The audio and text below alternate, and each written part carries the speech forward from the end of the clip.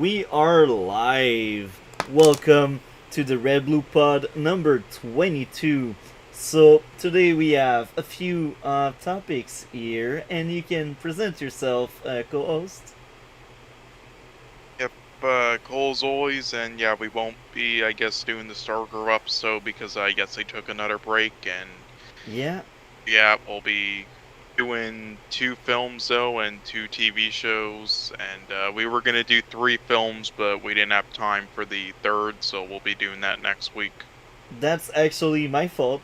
I was the one that didn't add enough time to watch the second movie, or I should say the third movie. That's fine. You tried to do too much. I mean, like we usually just did one or two films, and then you tried to do three. I'm like, yeah. I mean, I can understand if you can't do it. Well, I really tried. Here's the thing.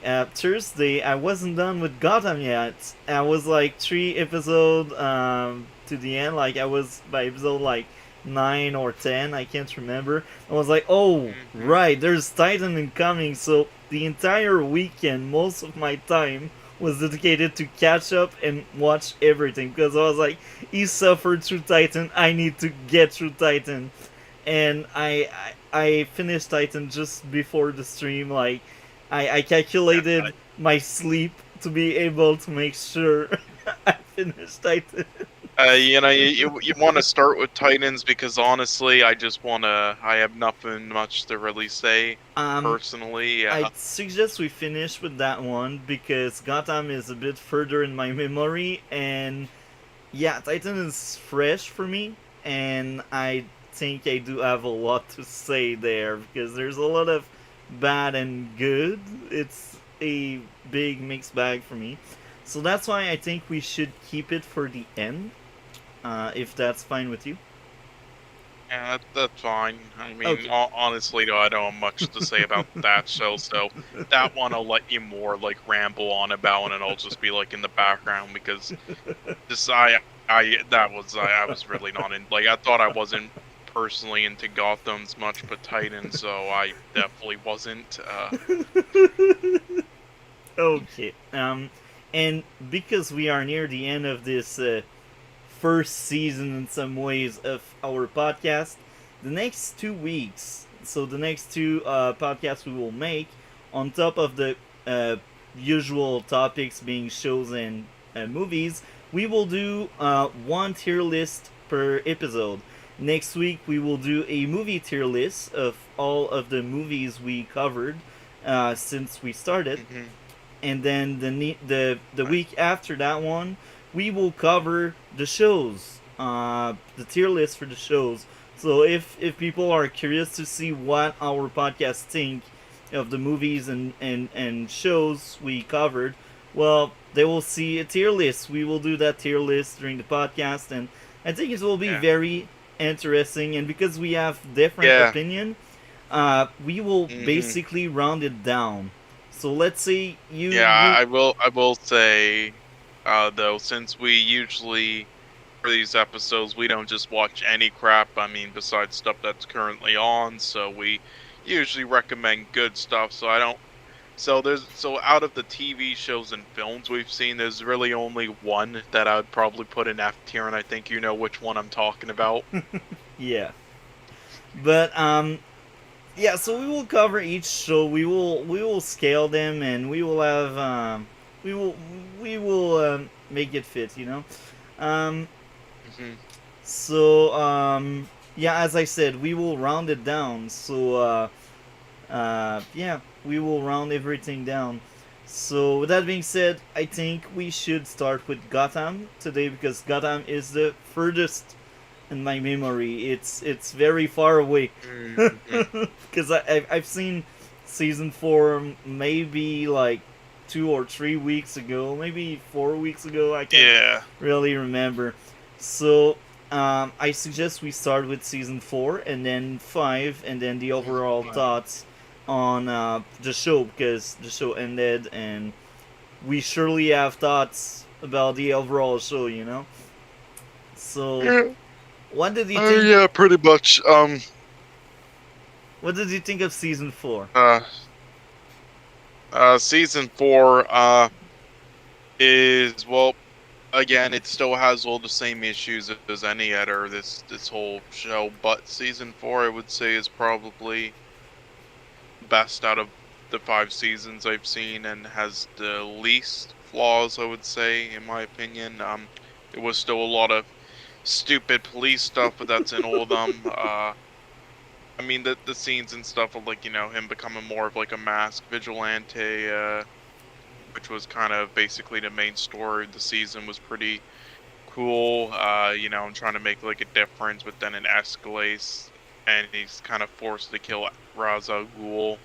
It goes down like that jerk path from season 4. It was you know I think that was pretty interesting, and then but then he goes back there and help and becomes more of that role again. It's like now I will say the second time Ra's al Ghul dies, it wasn't really effective. It was shocking. I didn't expect them to kill him off again, but with bringing back so many fucking characters to life, it's like it removes any or when somebody dies. And if it wasn't for that, it would have been a lot better, that scene where he dies the second time, because it was Yeah, so unexpected and it was actually kind of well done. But yeah, I mean, I kind of like the scenes of Selena struggling to find her place in Gotham and realizing, the sirens suck, and helping out Bruce later, and then the mirrors to kind of the Batman and Catwoman relationship early on. I like Jim Gordon getting the more into the leadership role and the promotion, and slowly becoming a commissioner as the leader of the GCPD. That whole and Blur's things in the middle of the season was all right. And the Barbara versus League of Assassins thing, and her making her own version of it, I didn't really care for, but that's just me. The Butch and Solomon scenes and connected to Riddler was and getting his memory back and being more connected with Penguin later on was entertaining, I'll say at least.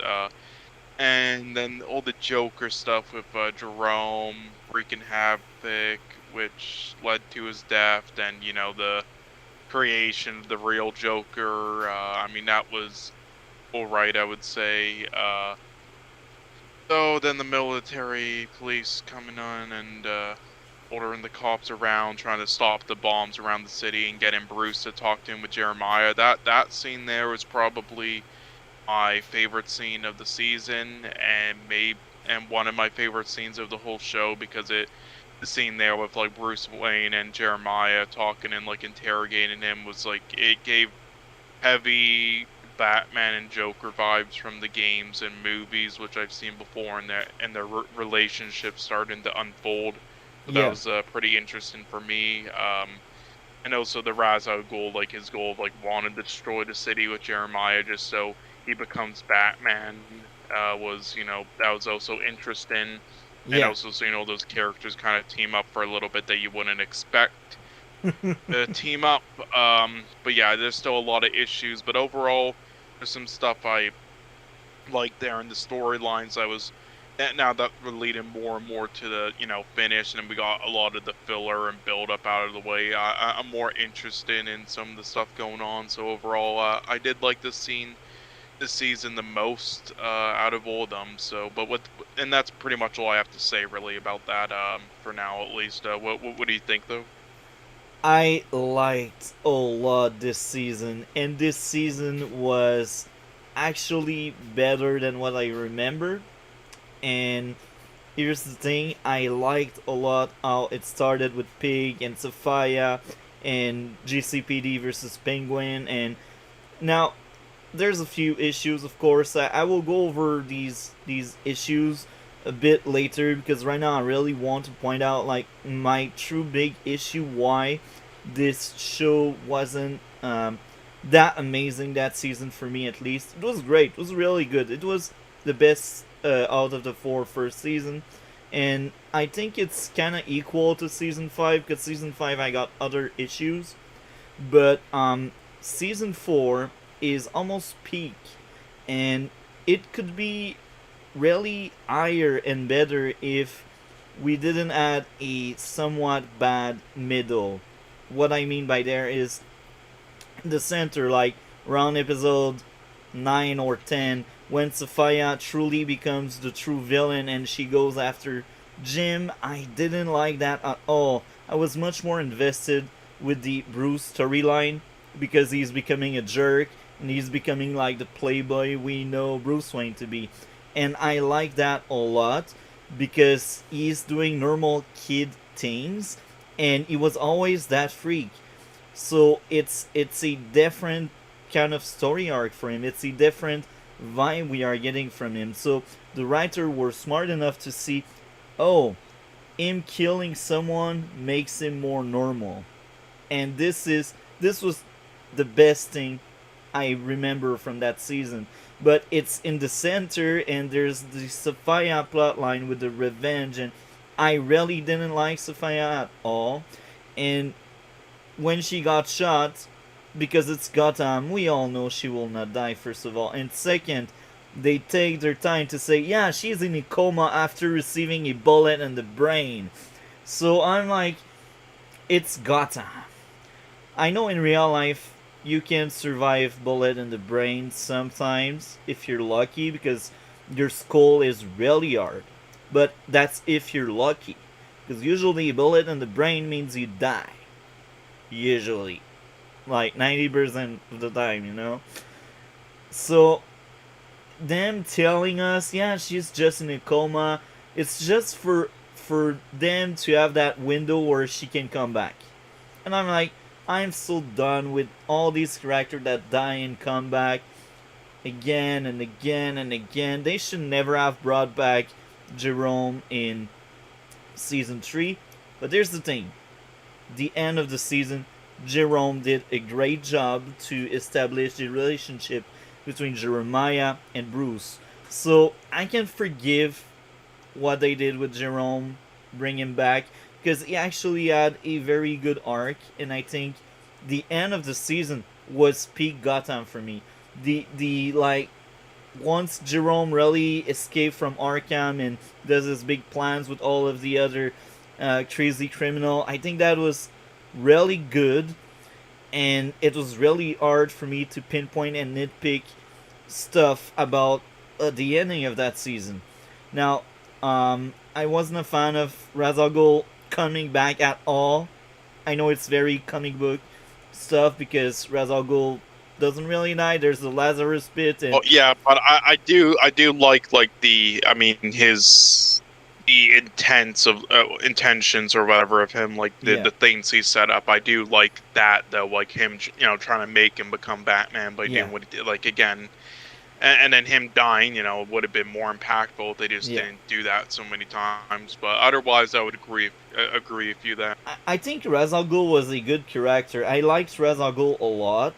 Uh, the main issue is we know based on that universe that people just don't die; they always come back, and that leaves so that tells us, yeah, they just don't have the balls to kill people.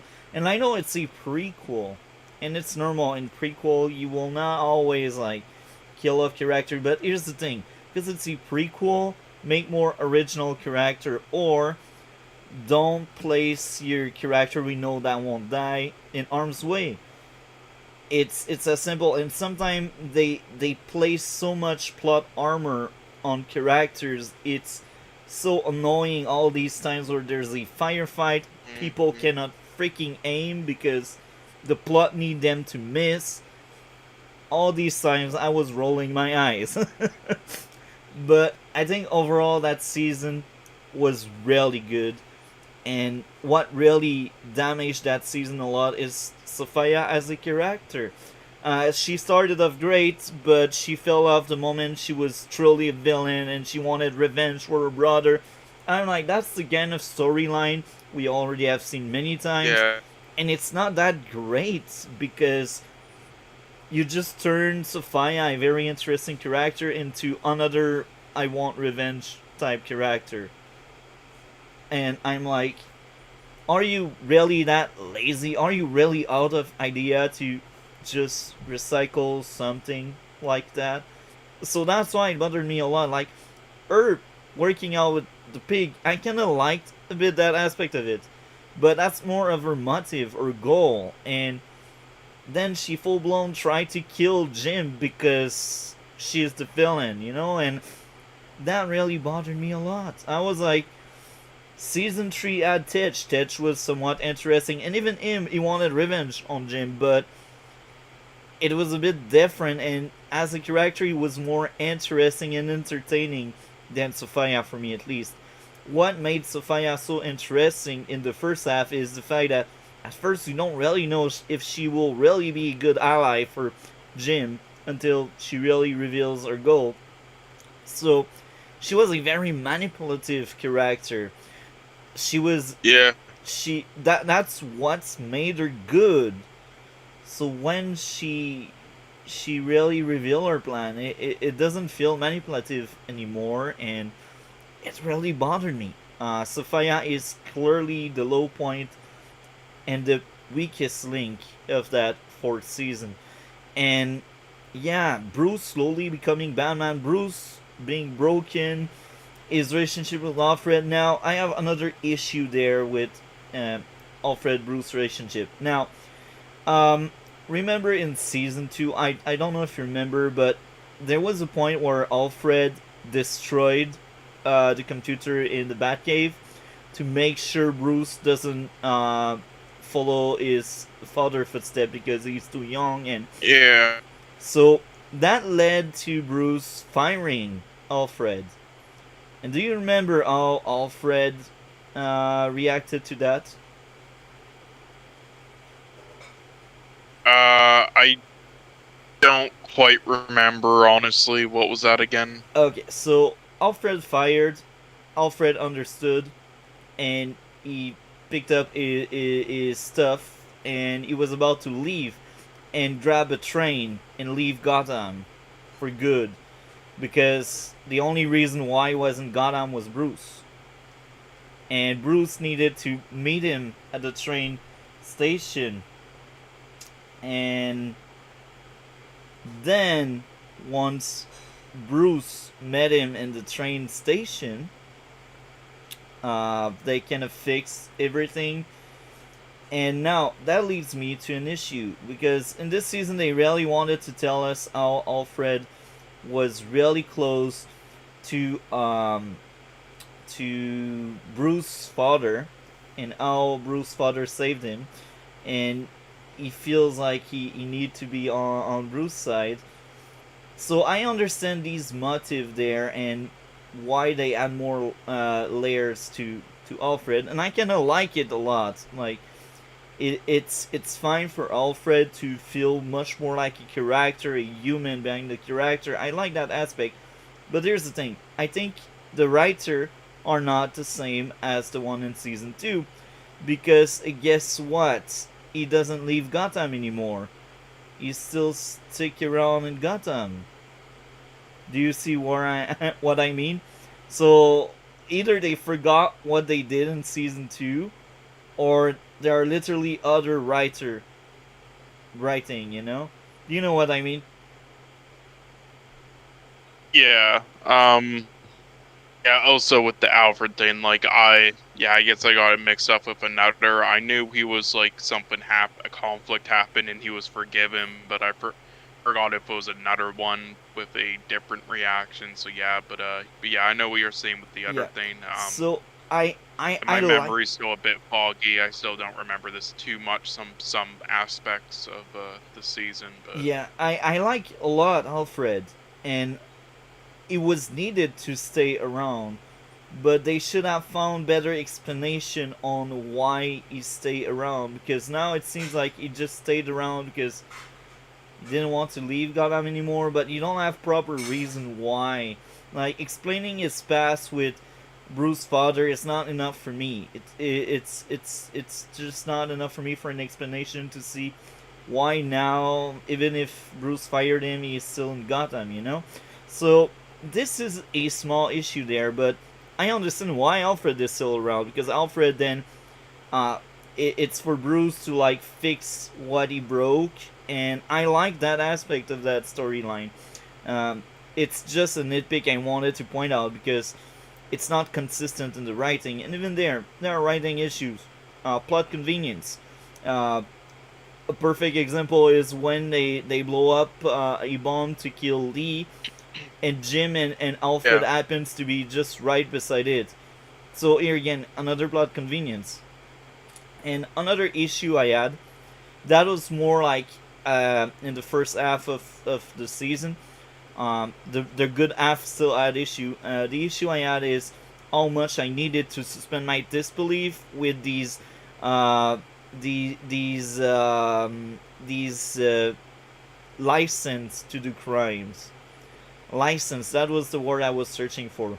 They basically, Penguin was basically selling license to do crimes, and I needed to suspend my disbelief too much. It was really annoying. I think that was the worst plot line the show ever had, and the fact that all the system in Gotham was like, oh yeah, if we can have a cut of that money, we are fine with you letting people do crimes. It bothered me so much. I was like, are you kidding me?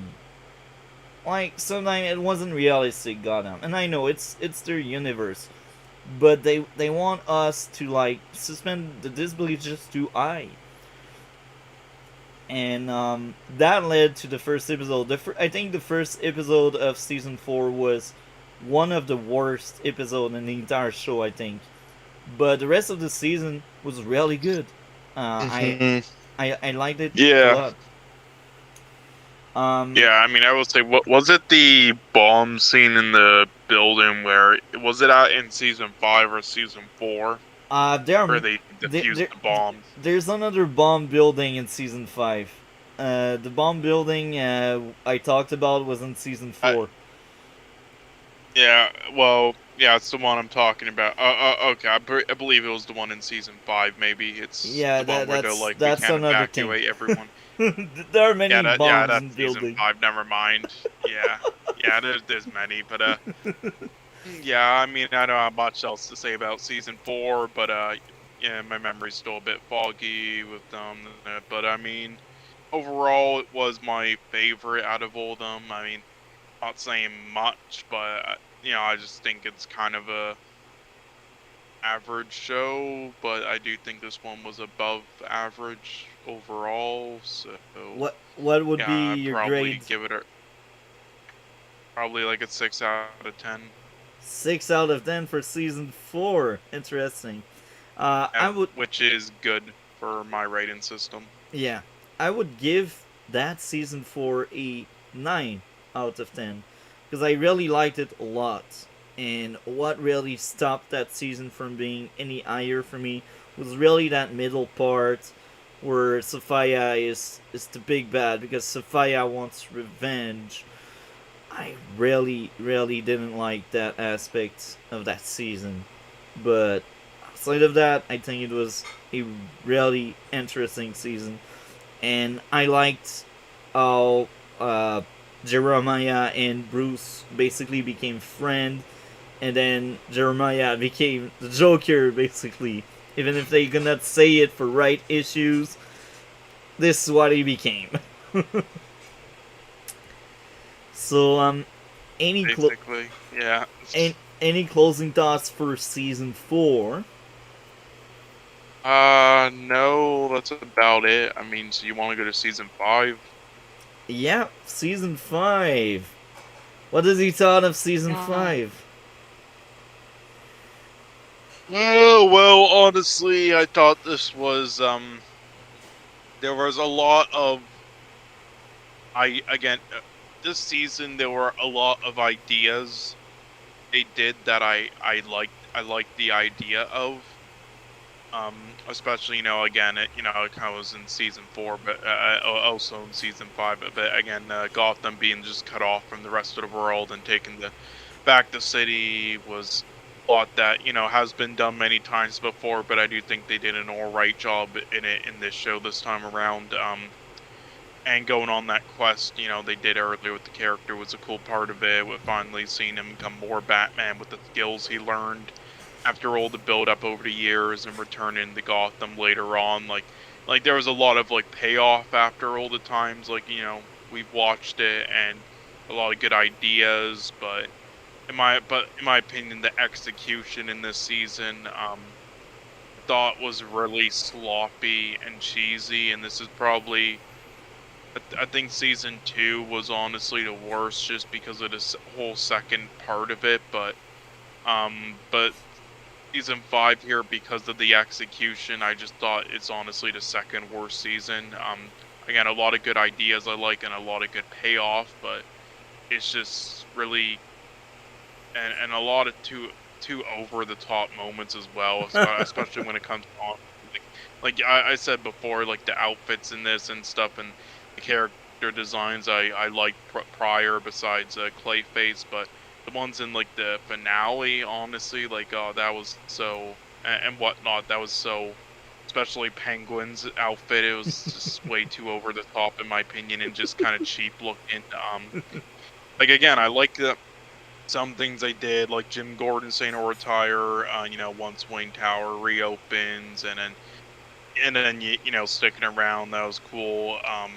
And it does like give us some like having that set up there, and then watching how he is in like the some other stores after that. It's like it gives some good cues there, and watching Jeremiah in his vegetated state 10 years for that long, and then getting wheeled away by kind of like I guess a Harley Quinn 1.0, and then getting shot, not the real one, I guess, like him, was a full Easter egg, I guessed, and I uh, like the idea they did in the start with the older actress who plays Selena Kyle, but I thought with the crime or whatnot, but I thought the set design was honestly so cheap and yeah. everything. I just thought that was and then the last shot of Batman over the fucking city in the finale was it was like a mix of Batman and Robin from Batman Returns. It was like the suit was just I did not like that at all. No, so I guess they digitally made the same kid actor older instead of just getting a different actor for that small bit like they did for Selena Kyle in that finale, which is so confusing, but it looks so ugly, and it's just in the city, the shots of the city, in that it's like I was like I was watching an episode from the 1980s Tim Burton again because it looked that outdated. No, I will say this. And that isn't the trash. Just like the shot to to not the that to the show defense, one, they didn't add the right for the Tim most Burton of. one. I love it, but it just shows like it. This, You got enough for some reason.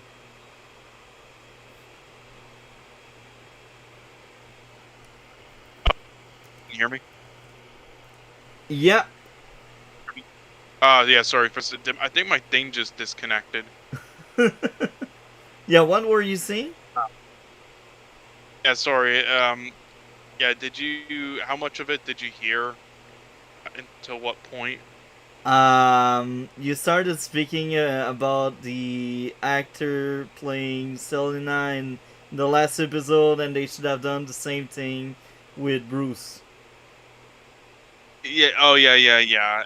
Yeah. So my thing disconnected there, I guess, on Discord for some reason. But yeah, so I'm saying I don't know why I didn't do that. That was cheap looking. But yeah, and then the outdated thing where it just made it look like fucking the 80s Batman, with the framing and everything and the shots. It's just, again, not the trash on the 80s Batman films from Tim Burton and such, because I like them a lot, but but the way they shot it and framed it and everything in the city, it looked like that outdated. Just overall, it just looked way too cheap and over the top, and the writing and everything. But yeah, it's mostly to talk about the finale. But again, the finale is the main thing people speak about. So yeah, Yeah. but overall, though, the season was just it was again good ideas with the last season, but overall, I thought the execution was just sloppy. Is the best way to say it. This is probably my second least favorite season out of the whole show. Now, I'm gonna say the ratings of them, later at the end. But if I had to rank them right now, just without giving the ratings, it would probably go from best to worst.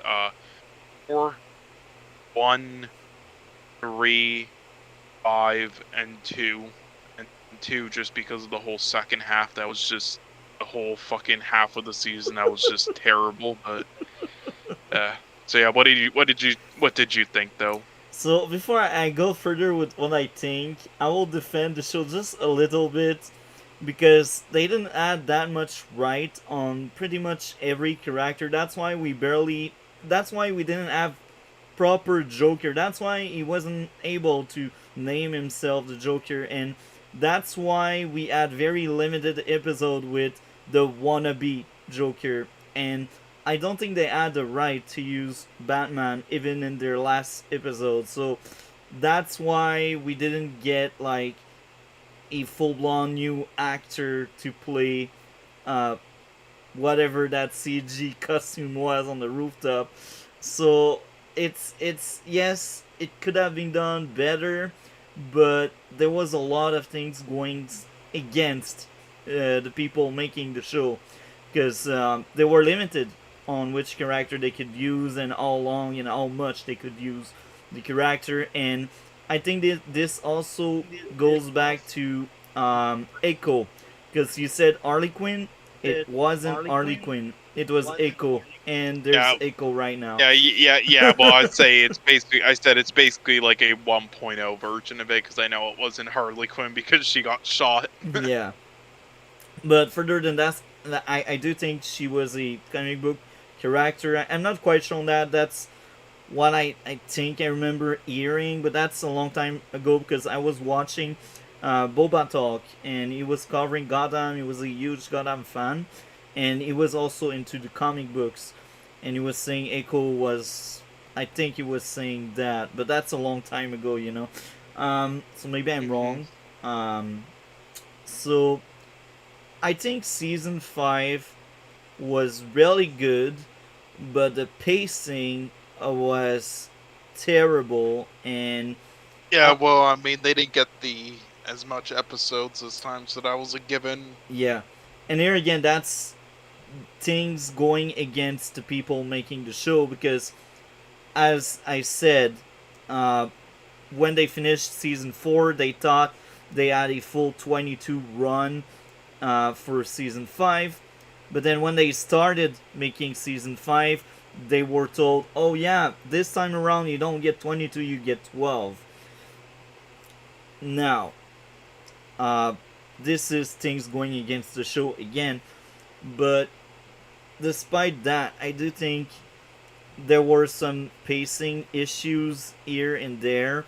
Uh, like, I feel like they wanted to cram so much of what they wanted to do over 22 episodes, but they crammed it into 12, and we ended up with this.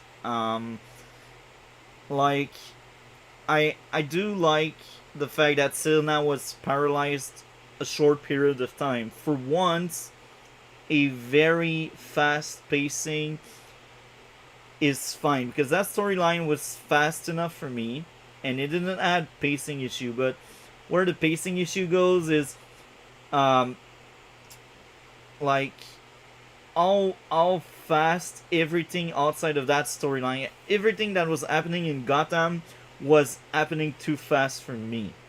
Um, we got uh, uh, people getting exploited a full episode, and we have the military showing up, and then the military becoming that big villain very very fast. And we have Doctor Strange.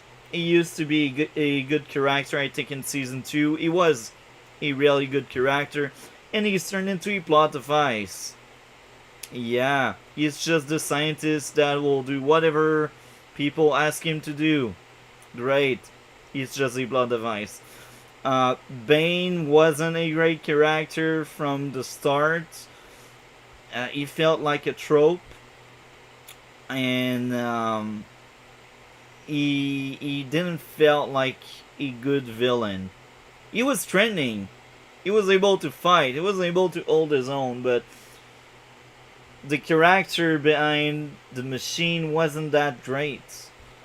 And it's sad because this is one of the last villain of the show, and we get that.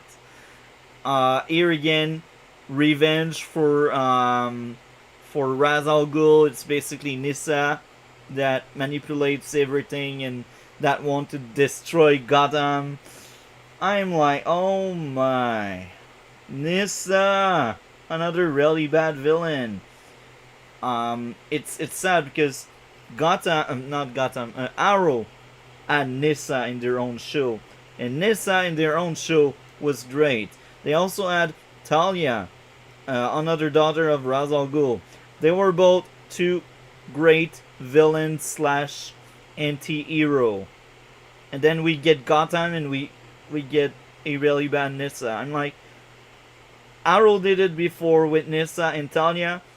Two characters very similar, and they were much better.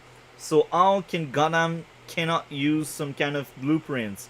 I'm not saying copy paste them, but you have good example of good characters. Why can't you just make your own inspired by, you know? So Nissa, really bad villain. Um, the last episode was a weird one for me. I kinda like what they were going for, like Batman appears. But you're right, CGI is not that great. It felt like the 80s, the 90s. Um, I will praise them on that. Selena felt like Selena, even if they picked another actress, I do think the direction and the makeup artists and the people behind the scene made that Selena work very well. I could believe she was the same Selena, just more adult, you know? And this is something I need to praise because these are different actors or actresses in this case. And yeah, I liked a lot of the things in that final season. Penguin being Penguin as usual, him killing people. Magpie, we get Magpie, one of the rogues gallery of Batman, stealing some from Penguin, and guess what? Penguin kills her as a punishment. But we all know Gotham, so there's no way Magpie will die. She will come back, don't worry. Echo got shot at the end, she will come back, don't worry. So people don't stay dead, they just come back. That's Gotham for you. um, Overall, I will say this: despite my issues, I do think this season was the most consistent one. But here's the thing: because it's consistent for me, there's no big point where it's amazing. Otherwise, the entire season would be amazing. But there's no really bad low points. It's just average for me, like from start to finish.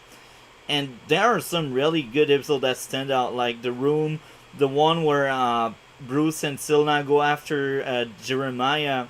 That was a really threatening, great episode.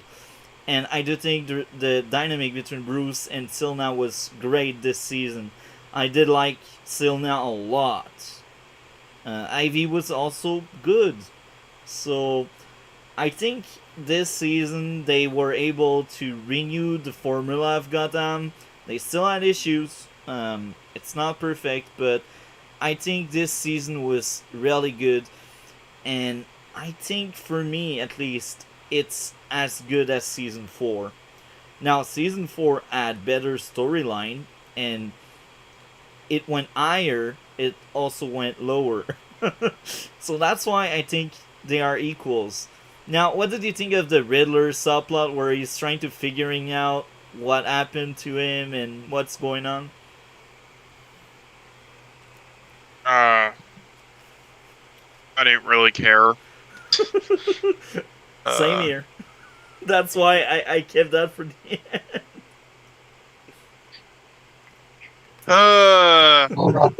Jesus, this was. I mean, I liked the Riddler's suit. I wish they did that in the Batman instead of what they did, but whatever. Yeah, this So was kind of a yeah, yeah.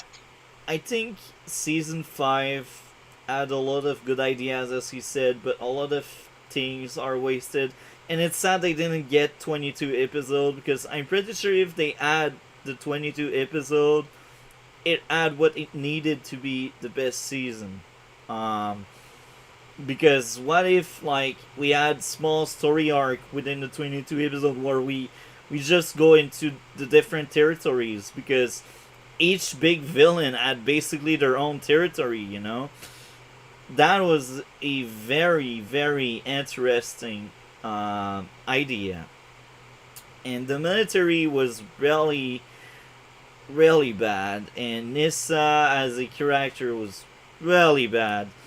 Um, yeah, I, I also think the Jeremiah episode where Jeremiah want to live the tragedy Bruce lived, to bond with him, was very interesting. It was a very Joker way, and it reminded me of what happened with season 4 when uh, they dressed up someone like Alfred and they basically made Bruce kill the fake Alfred, or actually Alfred killed the fake Alfred.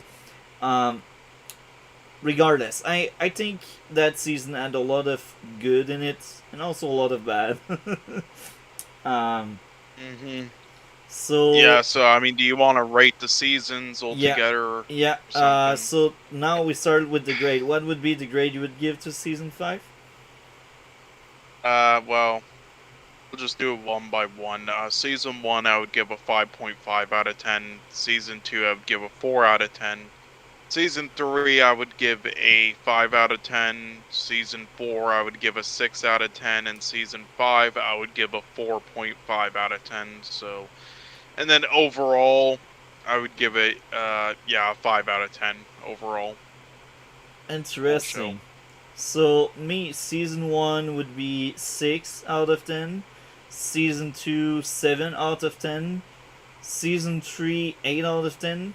And both season 4 and 5 are at a 9 out of 10, and they both like stay there equals. I don't have a favorite season between the two, because they both have a lot of good stuff. Like the stuff I enjoyed the most in season 4 is better, but there's that middle part I'm not a big fan of. And season 5 adds so many good ideas, but so many bad ones as well. So I'm like, season 5 was consistent. At least season 5 was very entertaining for me. And I think overall, 6, 7, 8, 9, 9. I think I would give like 7.5 to the overall show, maybe 8. I would need to like calculate more square and fair, you know. But I think 7.5/8 could be a good one, because I think the lowest point for me at least was season 1, because season 1 was the most mystery of the week thing, and it was the most like filler filled season of the entire show. Season 2 had a great start and a terrible end, and season 3 was good from start to finish for me at least, with a few issues, of course, because I gave 8. Season 4 was great, and season 5 was also really strong. So yeah, I think it's fair to say I would give 7.5 ish. Um, yeah. Any closing thoughts on Gotham? No, this was a competent overall show at least, but yeah, there was nothing that really intrigued me too much, I will say though. Again, besides the last episode, I did like the kind of tone and atmosphere and everything of the Gotham City. I did like that, all that. They did a good job there. That was intriguing, but yeah, outside of that, I don't know. Yeah. So yeah, Um, that's all. That's all. But It wasn't the worst show ever made. We will say that. Yeah. Well, we're going to the award show after I this, think so She-Hulk yeah, is at the still end. worse than So, Titans. She-Hulk is still worse than Titans. it is. It is. I mean, I would give She-Hulk an easy 1 or 2 out of 10. So yeah, but Okay, so now I guess we can move on to Knives Out. What were your thoughts on Knives Out? well, I thought it was a very good film and very entertaining. I would say the best aspects of the ensemble cast and the with everybody, all their performances and the production design, I thought was spot on. Um, I will say I do not love it as much as other people. A lot of people praise this as an amazing, like, brilliant masterpiece of a film. Me personally, I don't really see it. Like, I think I will say I really like, the simplicity of it and everything, but I don't really see it as that. And honestly, like, I think it would have been better for the mystery if they, but like, obviously, at that one scene, like the flashback scene, reveal it at that beforehand, not reveal who kind of the protagonist of the story would be. I think that would have been better for it until doing it like halfway through. But yeah, there was just a lot of there were a lot of like obvious cues in this in the writing that I thought just kind of it didn't seem as brilliant as I think it was making it out to be, in my opinion. Like it was, and God, just a moment that I mean, I guess we should say spoiler warning, obviously, for anyone who hasn't seen Knives Out yet, the first one and the second. But I like when I saw that, bait and switch thing with Chris Evans, and then I knew though that he would still be the fucking one because holy fuck, because the thing with this is they made everybody else kind of like they have their own issues and everything, but nobody like sticking out of like who would actually do something, and it's just like I knew in the end that like he would be the one fucking responsible. It's like it made it so obvious. And then but I would say the whole build up of it and everything and like wrapping everything together and like the flashback scenes and like the little subtle details and like with like the damaged wall and everything and cameras and like the flashback scenes in the story. The only one I didn't like was when the lady was dying and saying that, because I know what they were going for. They're supposed to try to make it sound like you did it instead of Hugh did it. But they caught on to that. But outside of that, I did think they did a good job with like just wrapping everything together and make it, again, the simplicity of it. They did a fantastic job with it, and then the environment and everything. I just didn't think it was as brilliant of writing as they made it out to be, but yeah, I think they did a great job though.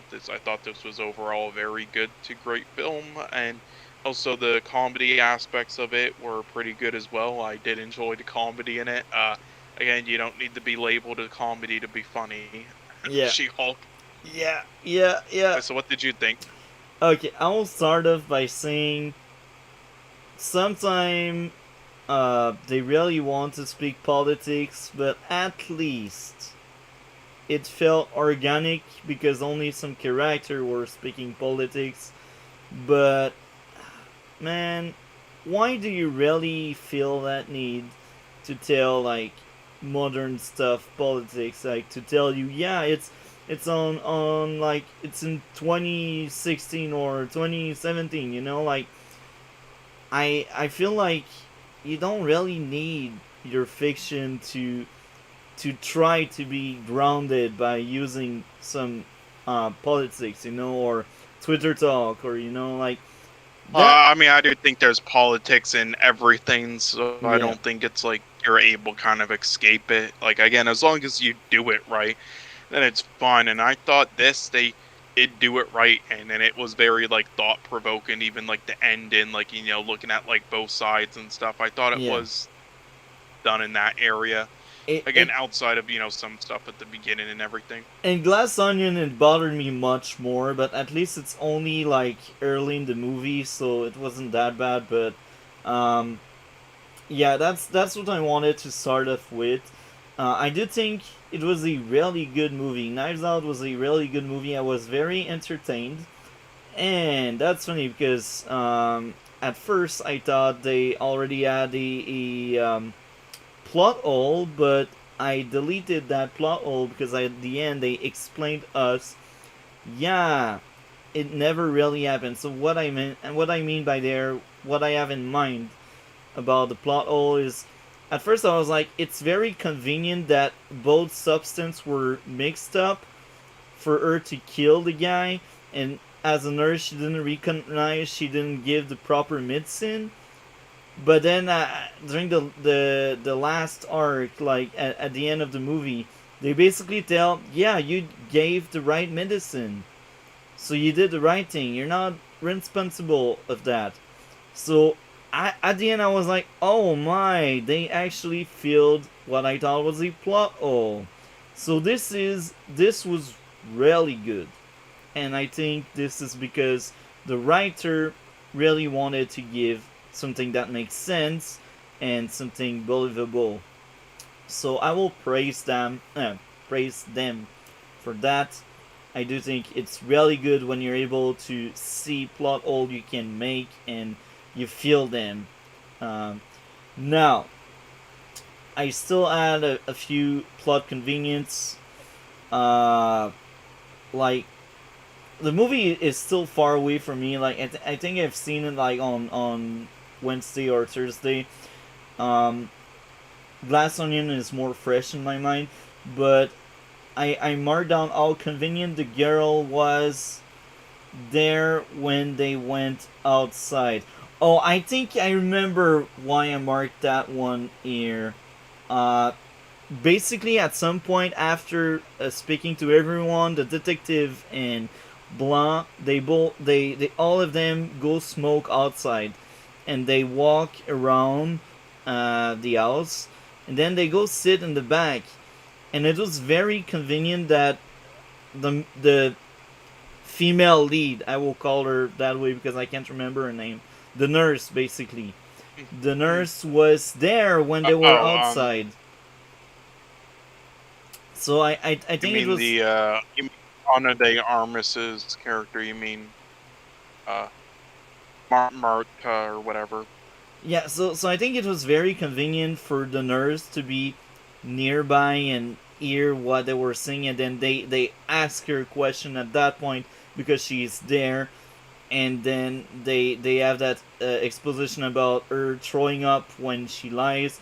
So I do think it was very convenient for her to be there. Like, I know at some point they will still have a conversation, but my issue there is how this specific moment and how this specific convenience led to them having hints on what's going on there.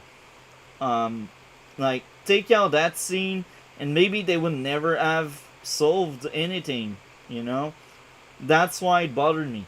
Um, so now I will say this. It was very convenient when she was climbing the house that something fell off as some kind of hint or clue on what happened. So I'm like, what if nothing fell off? Like, if nothing fell off, they would never have thought someone came in by the window. But here's the thing, though. I mean, I doubt anybody has ever like climbed out, that way before. And it's an old house, so it's not too hard to believe that something might fall off while you're like stepping on things and climbing down. What bothered me is how key that clue is to solving what happened. It's not the fact that it happened, it's what it makes. Like, if it never fell off, they would never have figured out someone came in by the window. That's my issue there. I can understand your point.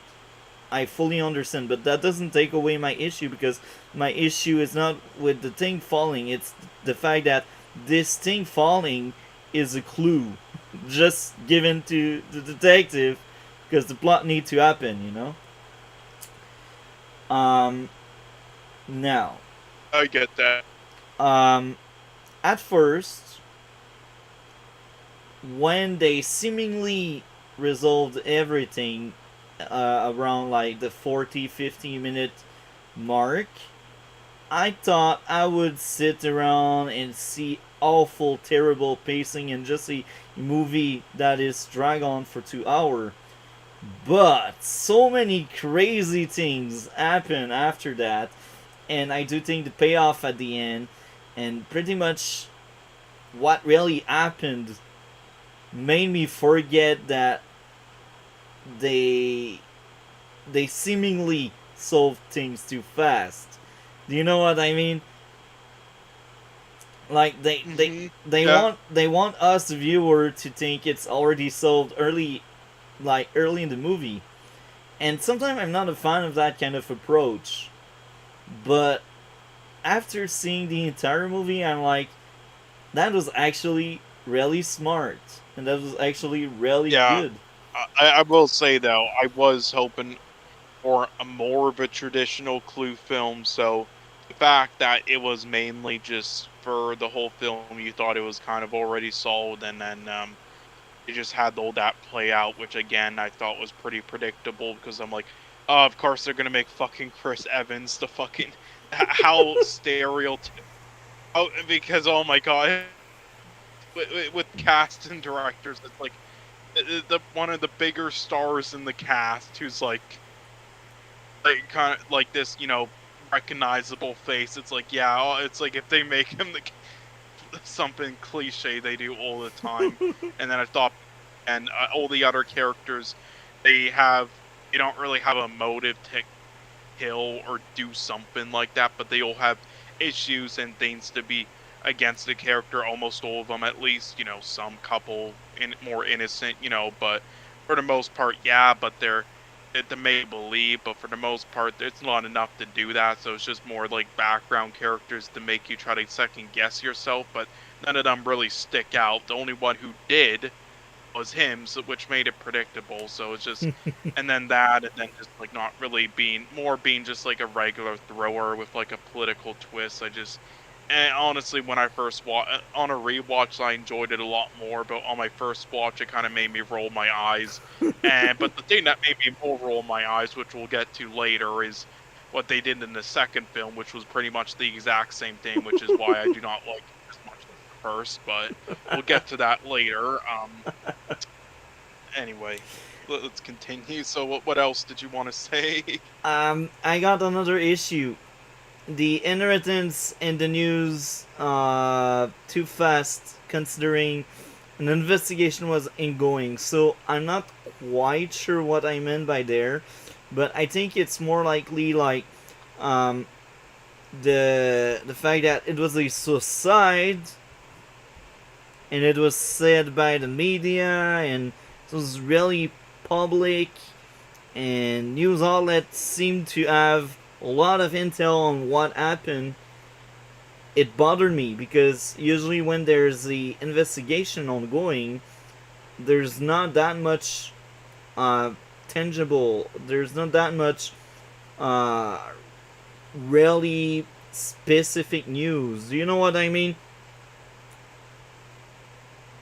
I'm not quite sure if I Yeah, was I know clear. what you So mean. I felt like these the media aspects of that movie was kind of bad. Usually when there's an investigation, you don't know that much, and media won't be the first one to know everything. Yeah, it's that was kind of just like what the fuck, and also they wouldn't like that really wouldn't be like something that would get reported on that fast. It's just that was also stupid in my opinion, and it was also just boring to me. Now there's another issue I have, but at least because the last twist is the fact that the nurse didn't kill the guy. So the end, it doesn't really affect the plot that much. but it's still an issue for me because at some point they tell us, yeah, there are no online copy of autopsy report. So basically, it's only on paper, only paper proof. And they want this movie to be more modern, you know, like they mention politics in the early stage of the movie. Like we can assume this movie takes place in 2016-ish, 2017, maybe 2018, who knows. It's around that time uh, the movie takes place. So the fact that there's no online copy of autopsy report, it bothers me so much. Even if it's a country side town, they don't have online things. Let me suspend my disbelief to believe you, you know? So, yeah, even if it didn't affect the plot at the end, it still bothered me so much that there was just no online copy and only paper proof. That bothered me a lot. Now, I think I'm done with the issues I had. As I said earlier, the movie was really good. I liked it a lot despite my issues. So, did you add any other issue with Knives Out before I move on with what I liked about this first movie? Um, no, again, I don't have too much to say about Knives Out. It's just overall, I don't think it's as brilliant. I don't think it's amazing or as brilliant as people claim. I don't think it's like the writing's that genius. There are issues in the writing and everything. I think it's a very good to great a Clue style film thriller. You know, the simplicity is great, thought provoking stuff. Overall, though, I don't see it. I don't see what other people are seeing in it with like being so amazing. And again, I watch a lot of films per year, and I just think it's more of like in the upper positive, but not in like the like again, if we were doing a tier list, I would say it's more in like I would say the B tier instead of like the A or S tier of like those of good films. Like I don't think it's anything that special, but that's just me. Anyhow, yeah, that's about it though. I mean, did you want to give the rating for the first one, or did you want to move on to the second one first and rate them together? I will rate that one, but I will say Knives Out was really good for me because I think the characters were likable and I did like the mystery and uh, the nurse being innocent at the end and them feeling their own plot hole was also very good. Uh, the Mm, fact that uh, they didn't add proper motive was also very interesting, but yet they still keep lying because they don't want to look like they have a motive, you know? That was kind of funny. mm-hmm. And the old man was very likable, and it felt like the old man was, man, it was a victim, like a true victim, you know? Yeah, And it's sad because he was yeah. such Chris. a great character. He's the only good guy in that family full of jerks. Sadly, I think this was yeah, this was Christopher Plummer's. I think like one of his last roles before he passed away. Oh, He he passed passed away away like in real years life as ago. well.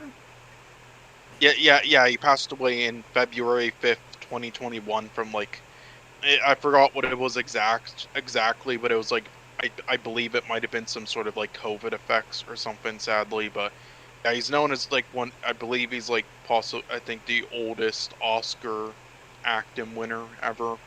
For a support in roles. So yeah, he has that trophy. But yeah, he has starred in hundreds of films in his career. And yeah, I believe this was like his last role, pretty much his last film role, if not his at least his last like more mainstream role. That and like a war film called The Last Full Measure. So yeah, rest in peace there. But yeah, he did a great job in that and was pretty likable. Yeah, but yeah, this cast is pretty stacked. Again, Tony Collette, Jamie Lee Curtis, Anya De Armas, Daniel Craig. Again, the accent of Daniel Craig took a little while to get used to because I'm so used to him doing like his fucking James his Bond. uh his American yeah, his Bond accent or whatnot, to actually hear his real voice, his British voice more Yeah. instead of like the the fake one he used. So I like a lot Blank, Daniel Craig character.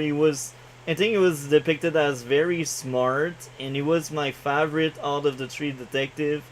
It was really great. He was able to hold his own. And I will also say I found a lot of scenes kind of emotional, and it's interesting how they made the murder looking like a douchebag, but then they kind of patched him up in some ways. They made him more relatable during the dinner scene when he was just manipulating the nurse to basically give him the inheritance at some extent. Yeah, but again, and because of there was no other characters sticking out of who could have possibly done it, and I knew they probably wouldn't solve it like that early on because it is still a mystery film, and Daniel Craig was still trying to solve it that whole time while he was trying to like supposedly hide it. I knew like had to be something going on there with him, but nonetheless, I thought it was enough of a mystery, and with the writing being great enough that yeah, it was well done, and yeah, I did like that scene as well. And also the last scene of the film was the last scenes was pretty good and wrapping everything I agree. and like vomiting. And then also the message, like the disappearing ink reappearing. Oh, Yeah. that was like some fucking Who Framed Roger Rabbit shit. Oh, Uh, the villain confession was also kind of good. Um, now, since you looked in such an hurry to move on to Glass Onion, I think it's the right moment to give away the grade for Knives Out. What would be your grade? for me, it would be a 7.5 out of 10. I think it's a very good to great film. Yeah, again, I don't think it's amazing like people said, but yeah, I really enjoyed it though. And yeah, I would say that this got a screenplay nominee at the Oscars, and I don't think it really deserved that personally, but I do. That's just me. I mean, but I do. I mean, I could see like getting away with that, but otherwise, I mean, I don't think it quite did though, but I could see it getting like again production design and a cast ensemble thing mainly. So yeah, but what would your grade be? 9 out of 10. I liked it a lot. Despite my small issues, I have a huge block of things I liked, and they really outweigh what I didn't like. And the fact that they were able to fill their own plot hole, I think it's great. I think this alone really elevated the movie for me. Because if you're able to find Hmm. out on your own some plot hole you may risk creating, and you're able to fill them, you're doing a great job, I think. It's much better than a lot of other writers out there, a lot of other shows and movies. They just let plot hole be because they are not aware they made plot holes. So I Hmm. think it's really good. I still had issues. That's why it's a 9. Um, Yeah, so that's the same rating I believe MSK gave it, so they're a fun fact there. But yeah, again with the rating system, me it's like not every I don't completely do it off of just like flaws or positives and negatives. I like again there are just some films where there are some films out there that could have like almost no flaws, which for me, like just for an example, Sicario, yeah, there was like one or two, flaws which we talked about, but for the most part, though, there really, at least for me personally, there was almost none in that film, but I still gave it like a 7 out of 10, just because I just think it's some films that kind of are just from start to finish, like more of a 7 out of 10, 8 out of 10, 6 out of 10. It's yeah. and I think a lot of people don't realize that. It's like they'll watch movie reviews where it's like somebody will review it and be like, "Oh yeah, I love this, this, and this, and I just had this one small issue here," and then they're like, "Yeah, 7 out of 10," and then they're like, "Wait, what? How does that one small issue drag it down 3 points from a 10 out of 10 to a 7 out of 10?" It's like not every film starts at a 10. It's like Jesus Christ. But for me, yes, they all do start as a 10. Yeah, it's just not everybody does it that way, and rating systems are different. So I just wish people would realize that it's like you got to go into movie reviews knowing how people's systems work instead of just like like it's like multi-topic does it from like they start out as a 10 and then get the flaws from here and there. Me, not so much. So yeah, just always remember that stuff. But anyhow, so let's move on to I guess Glass Onion. Oh my, Glass Onion. Glass Onion. I will let you start. I will say, ah, I will say. Uh it now I'm just gonna say right now, as a film itself, as a just a mystery, just a regular mystery comedy film, this was super entertaining.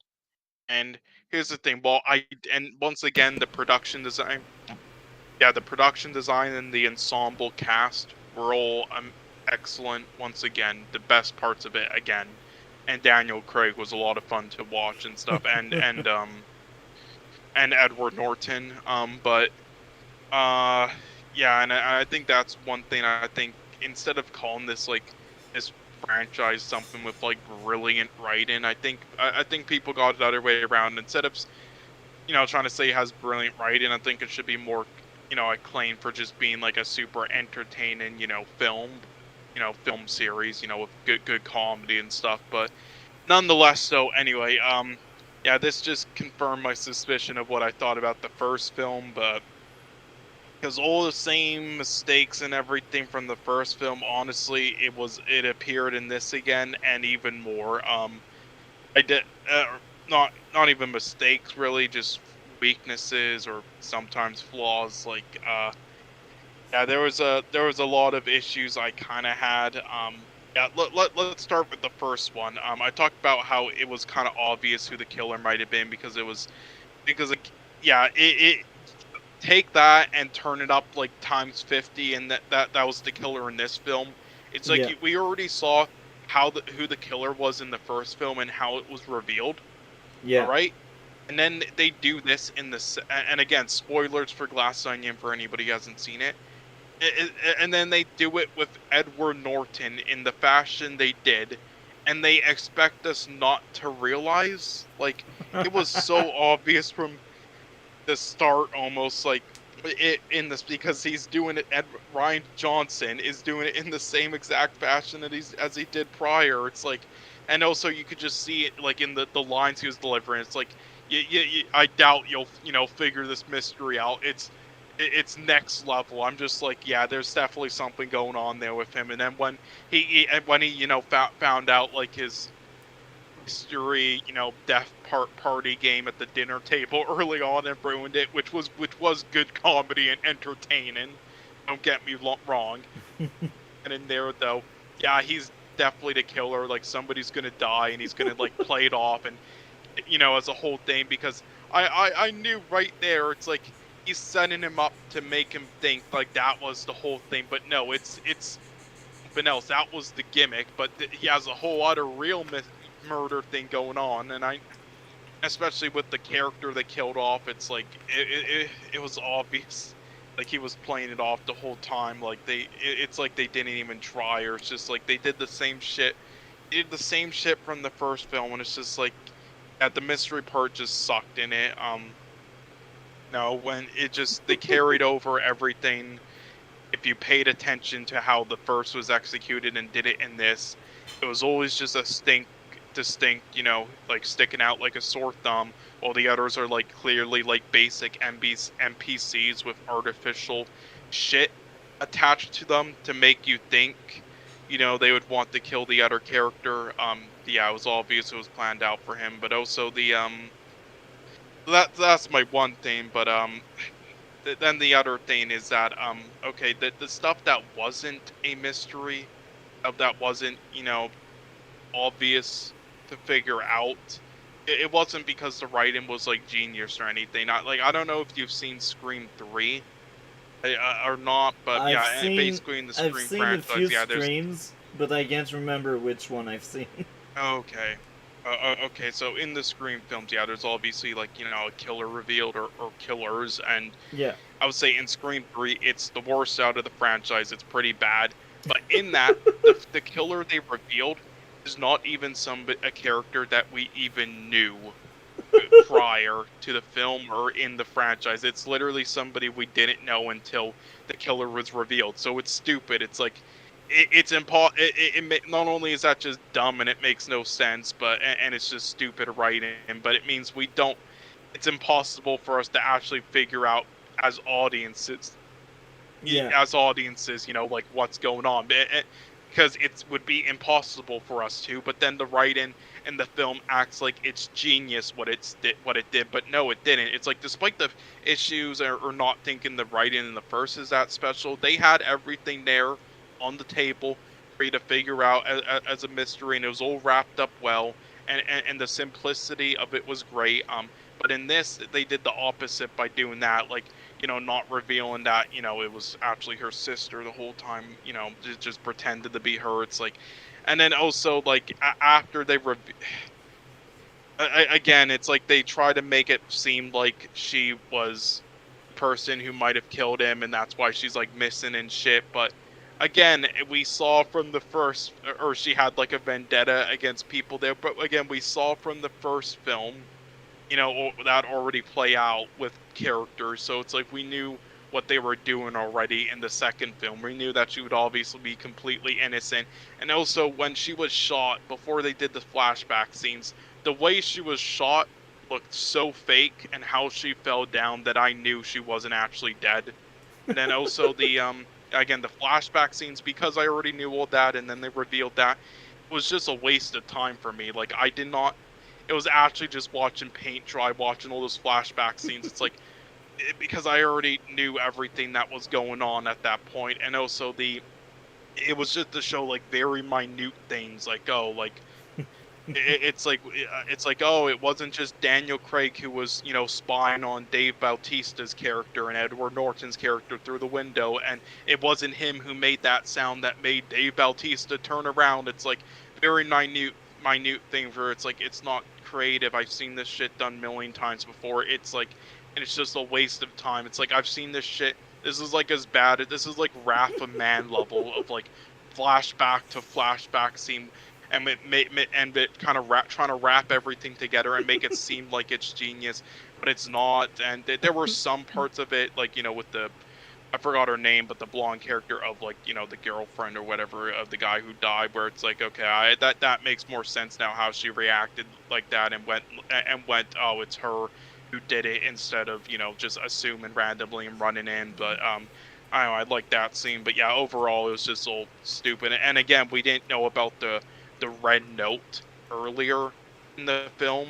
So yeah, when we were in the top in the glass onion with it there right beside the photo of them in the bar, it's like we couldn't have figured that out ourselves, and it wasn't good writing because we didn't know about the red note earlier, so that was impossible. It's like, again, it does things to make you think it's good writing or brilliant, like, oh, it was looking at you, it was right in front of you the whole time. It's like, no, it wasn't, because we couldn't have known about it possibly. It's like, and again, the simplicity of the first was what made it so good. Raising the scale of this film eliminated a lot of like the good attention to detail in the writing, and a lot of good aspects of that increased. It's sort of like the fucking a lot of like games I play. Like there was this one that came out, Hello Neighbor, which was the more alphas and betas that went on, the worse the game got. It's like they increased the scale and the size of the game and the stuff in it, but I can't really say it was very good stuff. And that was like this. It's like, yeah, it's a lot of pretty production design and stuff and everything, and budget that went into this film. But was it better stuff than the first? No, not really.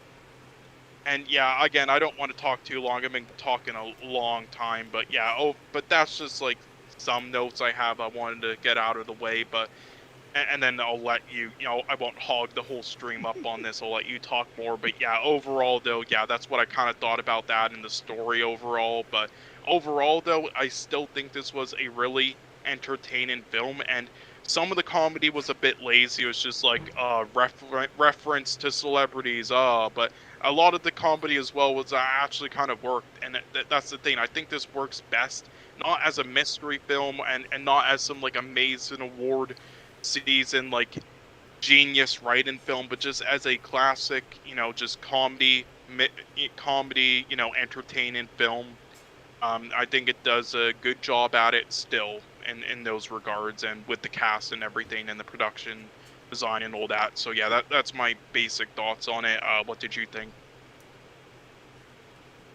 Um, so sorry about that. Yeah, I someone disrupted me, but yeah, what I thought. Well, uh, first of all, before I go further, I do like it when you share a lot. That's the point of having that podcast. So it's great. Take as much space as you want. That's fine. Don't be shy. Yeah. Um, with that being said, there are like three things I would try to point out before I go on with my issues and my likes.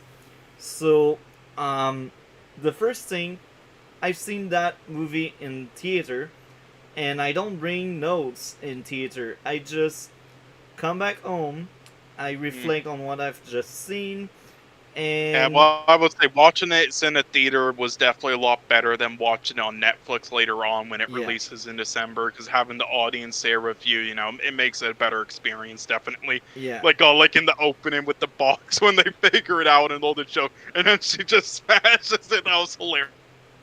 yeah. So I came back home. I reflect on what I've just seen, and to make sure I'm not influenced by anything else. Of course, I'm not watching anybody reviews. I'm just putting my ideas in notes, and that's how it goes. So sometimes I may miss things when I go in theater, because it's not like when I'm home and I'm really there to take notes on things, and I'm there to enjoy the experience as well, because it's good to critique, but it's also good to enjoy what you're watching. Otherwise, your critique will be too procedural. It would be too how do I put it? It would be too out of touch of what a movie is. If you know what I mean? Like, you can be critical, but you can Yeah, also see the intent of it more than just the execution. Seeing the intent and the execution is two things that are very important. And if you analyze too much, if you don't share your feelings about it, it's it's too critical. You know what I mean? So yeah, I know what you mean. Like again, before again, I try to like what I do is I try to write notes down of my overall feelings before I watch any reviews of it, and then I watch reviews of it of people that I tend to agree with usually, yeah, or just to get other outside opinions, and then I can and if there's any I agree with, then I'll add on to it, that I didn't yeah, think about it while watching the film, or if I rewatch it, because again, like films isn't just like about that first watch. There's so much more than films yeah, instead of just that first watch and experience. Like you have to really think about it. Like again, when I saw Joker, that film, like at first I thought it was a really great film and with some brilliant writing, but then the next day, I woke up and I thought about it more, and I'm like, there's actually a lot of issues with this, and it really actually isn't that special outside of the performance. And then I rewatched, and I'm like, yeah, yeah, there's a lot more stuff I noticed. So it's like, and there's also a lot of stories with films you can see, like like Citizen Kane and stuff with like how it was made, which is now considered one of the best films of all time from the 1940s. So yeah, I definitely agree with that mindset. I try to combine the both. But yeah, continue. yeah. So the other thing I would like to share it was much more funny than the first one. I did laugh in the first one. Knives Out was a funny movie, but I do think Glass Onion had more comedy in it. Yeah, again, I think the comedy was definitely an improvement in this Yeah, one, and it was its best aspects. Now, yeah, now it is because this was trying to be more of a comedy this time, but still, I do think it did a good job with the comedy. There were some jokes. Again, there were some jokes that were more of just like pop culture references that weren't like I've seen it many times before. It's just whatever, but I still yeah, think the execution of those and also overall was still really good. yeah. And I'd like to share that third thing before I go further with my issues and my likes. That 13, Dave Batista, bruh, that guy is like 50 years old and he makes a very believable, like 20, 30 years old character. That's crazy. I liked Dave Batista so much. Yeah. And then there's the other side. Blank character was the best part of the first movie, and Blank dynamic with the nurse was great. In this movie, Blank wasn't as great as in the first movie, and I felt like they made him more of a boomer and less of a smart detective. Like I feel like in this second movie they wanted to make him more grounded or more relatable than what he was in the first movie. Now, Hmm. sometimes Yeah. making your character more relatable can be interesting, but not when it's a character like Blank. He is a detective fantasy. He is some kind of power fantasy in some ways. So making that character more grounded, it doesn't feel as good. Blank, it was good in Glass Onion. It was really good. But it wasn't as interesting and appealing as in the first movie. In the first movie, Yeah, I think they definitely went like way over the top with the comedy. It's like yeah, there was a sense of like mystery to his character as well in the first. yeah, It made it really interesting. And this is just like it's all out and it's kind of like definitely toned down. It feels more modern, definitely in the time, and yeah, making it just like it just ripped a lot of that apart and just yeah, they went too hard with the comedy with his character. yeah. And I will go somewhere else with this. In the first movie, it took him maybe 10 minutes of screen time, maybe 15, before he said one thing. And when he started speaking, you took the guy seriously because he wasn't speaking that much. And now in this movie, he has probably more lines than the entire first movie. And I will go further with this. He felt in the first movie like a character of a few words. And I can relate to this a lot because I don't speak that much. Even if we are doing that podcast, like as a person, I'm not a big fan of speaking. I like to speak about movies and stuff like that, but as a person, I don't speak that much to other. I'm more of an introvert, and the guy in the first movie, the Blank we had in the first movie, felt like an introvert that has some kind of social skills because he was able to detect lies. He was basically a human Yeah. lie detector, and Yeah, he kind of was like I don't think he completely was, but he was at least a little bit of that. Yeah, and again, that was also kind of gone in this because, and also again, less believable. Like I'm sorry if he could notice the things that he did in the fucking from the first film, then he should have like seen the basic cues coming with like how he handed his drink over to Dave Bautista's character. It's yeah, just I really and the the blank we had in the first movie was a guy that was making everyone think, the viewer, the character in the universe, and he felt like he was the guy that has the less line but the most impact. And in Glass Onion, I get a totally different vibe, and I'm not a big fan of that new vibe I'm getting. Like, he's like, yeah, what if I got a iPad? And I'm like, okay, I admit I had to laugh there, but it didn't feel like the Blank I knew from the first movie. And him in his bathtub speaking about the pandemic. And now we enter in my first few issues.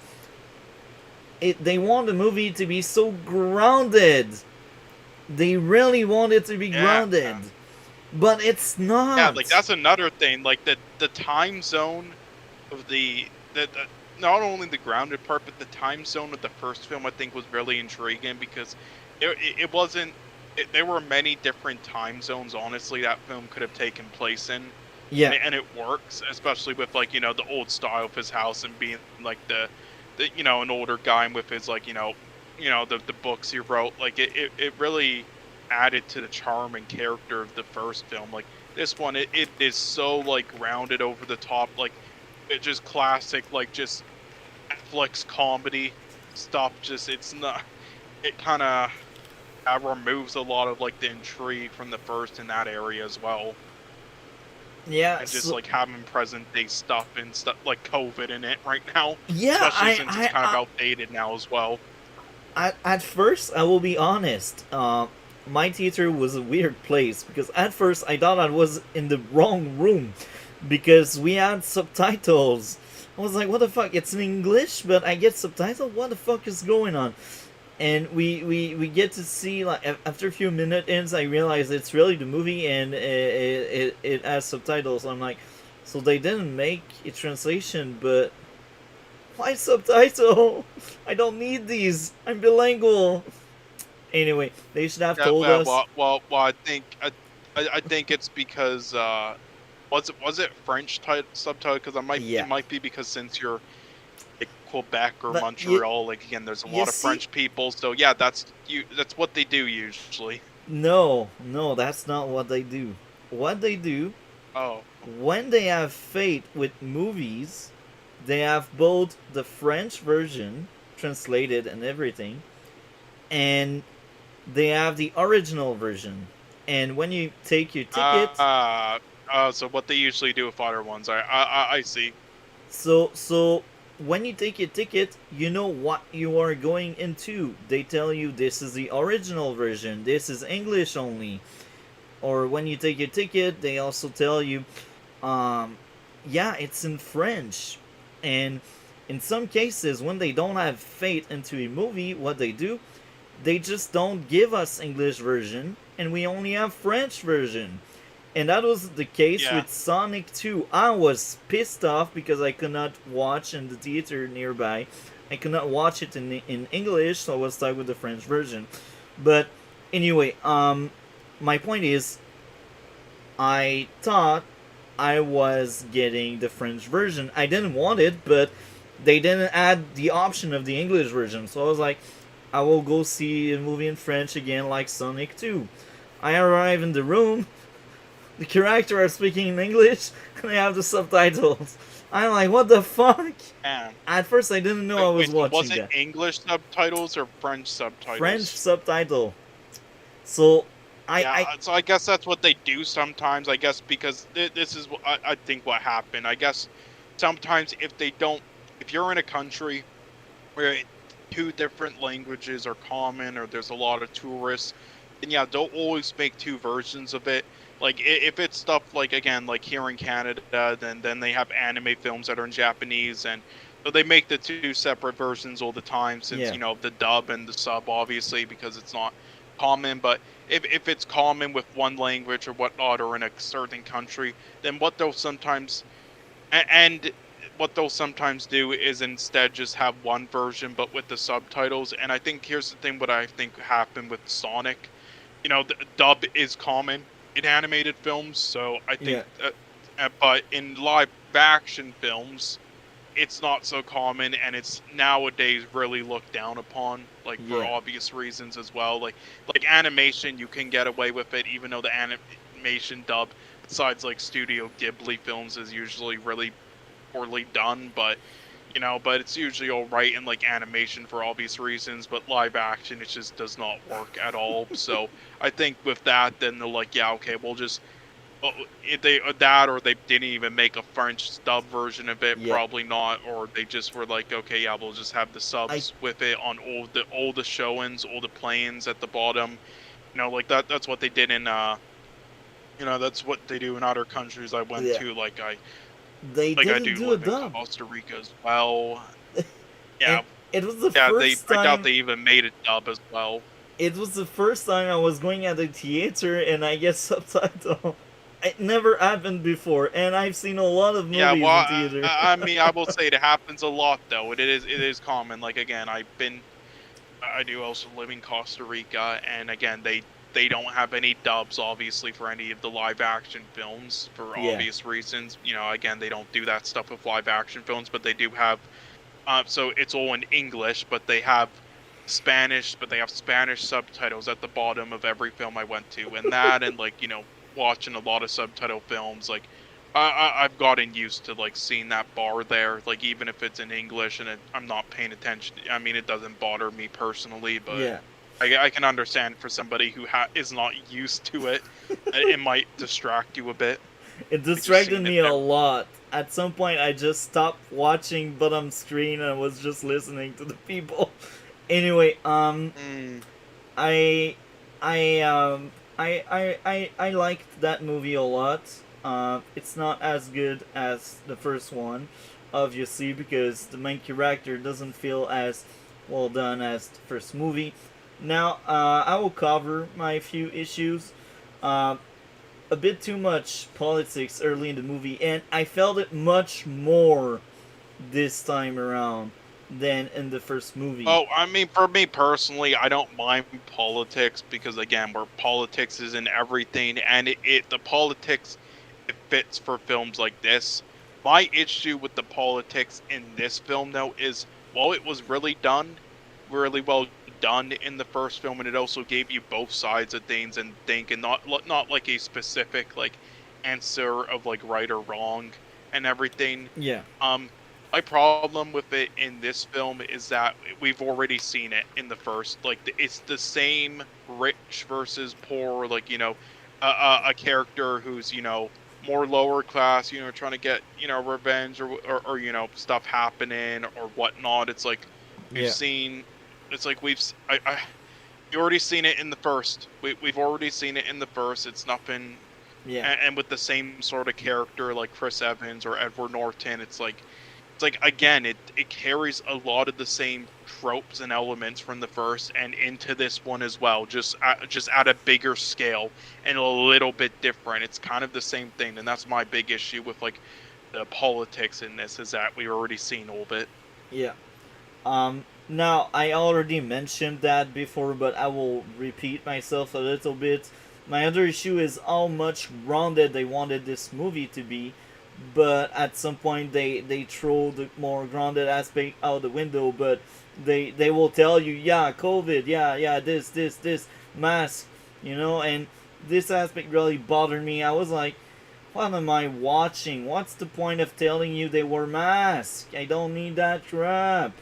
Maybe it's because of filming restriction, because it's a 2022 movie, and maybe it was shot during the pandemic, but I can't you remove these scenes or film new scenes, like I don't need Yeah, well, another see, this is my reminder. problem with COVID related films, multi-topic, because this is what I said when they were happening, like in 2020 and everything. All these films coming out that used like COVID scenes and everything, or premises. It's like they're gonna be outdated soon in a couple years. I said that they're gonna be outdated soon. Yeah, when the virus stops or we don't need masks anymore. Yeah. And this happened here. It's like we don't need masks anymore. The virus, it's still going. People are still, dying, getting sick and stuff. We still need to be careful. But for the most part, it's like it's not like it is before. So it's like it's outdated now, and this is why, unless it's important for something in the in the plot or whatnot, or it like needs to be there, it's like it's just outdated and it's just annoying. Like holy fuck. Yeah. I was rolling my It's really eyes. just annoying for me. Yeah, I kind of what now I will say like it was mainly just used as like a joke. So so it wasn't as much of an issue with me in this one because it was mainly just one scene, literally one scene at the dock. Or then Yeah. it's like, yeah, for that one thing, and then you don't need the mask anymore, yippee. Also because they didn't even really use it in the scenes prior to that, with the scenes with the other characters, and there was Yeah. even that lady, throwing a party, no COVID protocols, which is also a joke. You know how they don't give a shit. Yeah. So it was mainly just a joke with that, and also thinking they still need to be precautious and everything. And just make a joke out of what's that, what's in that, and just getting shot up in the mouth with it and everything, and everybody reacting. But I mean, it's just you could call it a lazy just way to get a joke, and that it didn't belong in the film. No, I don't know. Yeah. Now, the next issue, plot armor time 2. Let's mention time number 1. Time number 1, when the killer basically shot uh, Andy's sister. We will call her like female lead, okay, if you know what I mean. Because I don't know her, Yeah, her I name. mean, I can get the name of her if you want quickly. It was Female lead. I will call her female lead. It's simple. she you'll call a female lead. It was Cassandra. Cassandra. Okay, Cassandra got shot. Now, plot armor. When you shoot people, man, if you want that person dead, shoot in the head. What happened? Yeah. He shot on the chest. Or And it's guess like what? how do you survive anyway with a book like that? The book stopped the bullets. I'm like, that's BS. She should have died if it was Yeah, well, any. no. Even if you want to say like there's a chance it would have blocked it multi-topic, it's just like what are the chances of her having that there and then it just Yeah. being in the position to block the bullet there? Yeah. And it's like I bothered me. get that she was using it to write down notes on everybody the whole time, and her sneaking through like that as shown in the flashback scenes. Which, by the way, that was another thing when I saw her sneaking before the flashback scenes early on when you could see the characters looking at her like sneaking around the place. I was like, yeah, she's obviously like doing something, like working with the detective or something, because obviously she wouldn't be doing so suspiciously. Like we already been through this with the first film. Yeah. But anyway, yeah, that was a huge plot convenience, her surviving that and also not shooting in the head. Like again, I could almost believe though. I mean, okay, there has been like many instances of people trying to test bullets with literally thick dictionaries. They have it pressed against their chest, and then they have somebody fire around, and it goes completely through, and they die. Yeah. Many times. So Yeah. it is. So that's unbelievable. But still, there has been other cases where it has happened as well, and they survived. And also, you could say the glass he shot through also, slowed down the bullet as well. But so again, if you want to kill her, shoot in the head. It's stupid, and also, yeah, again, but also, again, you could say though, how close they were was probably easier to aim there. I don't know, but also again, just like it's a plot convenience for the book to be there. Yeah. But again, even with the plot conveniences aside, as I said, just it was obvious, just so fake looking how she fell down and everything. You knew she was fucking alive. At least I did. I'm like, geez, I was just rolling my eyes because I'm like, oh, it's obvious she's gonna, be revealed as alive. And then when they did the flashback scenes with her at like even the very beginning with her and Daniel Craig, I'm like, yeah. Okay, obviously she's now not dead because they wouldn't be shown like for 30 minutes all these scenes if she then just died like that. And because he said there's only one person who knows the true answer. So I'm like, yeah, okay. So that was another reason. Like those flashback scenes was just like watching paint dry.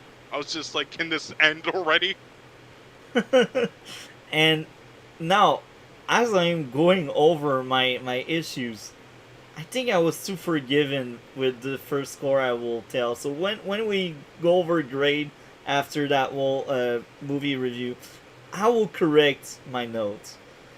Next issue. But again, this is what I think is great though, multi-topic. Having our different like views because like I didn't even think about the quite the plot convenience there because for me, unless it's a extreme plot convenience, I usually don't think about those things Yeah. as much as like filmmaking flaws or writing flaws and all that, or just like repetitiveness. But then you do so because of that, we combined both of them, and now we found like 5 different flaws in just one scene alone because of us combining our different, how we see things. So hey, that's what's good with this podcast. Yeah, that's why you are a great co-host, and that's why I tell you take as much space as you need.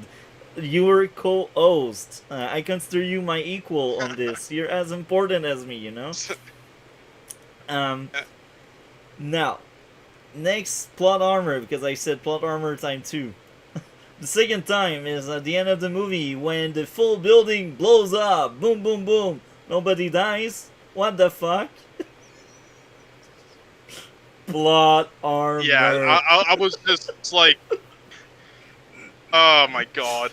Now again, I can't spoil it because I haven't seen it yet. But holy fuck, like I that was just I was rolling it's my a film that I eyes. might recommend to you.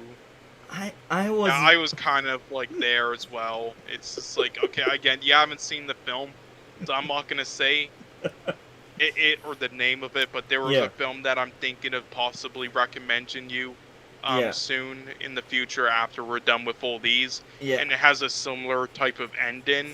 And yeah, all the characters died in it. And so when that scene played out, I was thinking of it like, okay, so all the other characters die, and she like gets revenge but goes out in the end, and then you just have Daniel Craig, like smoking a cigar on like the sunset watching it all unfold.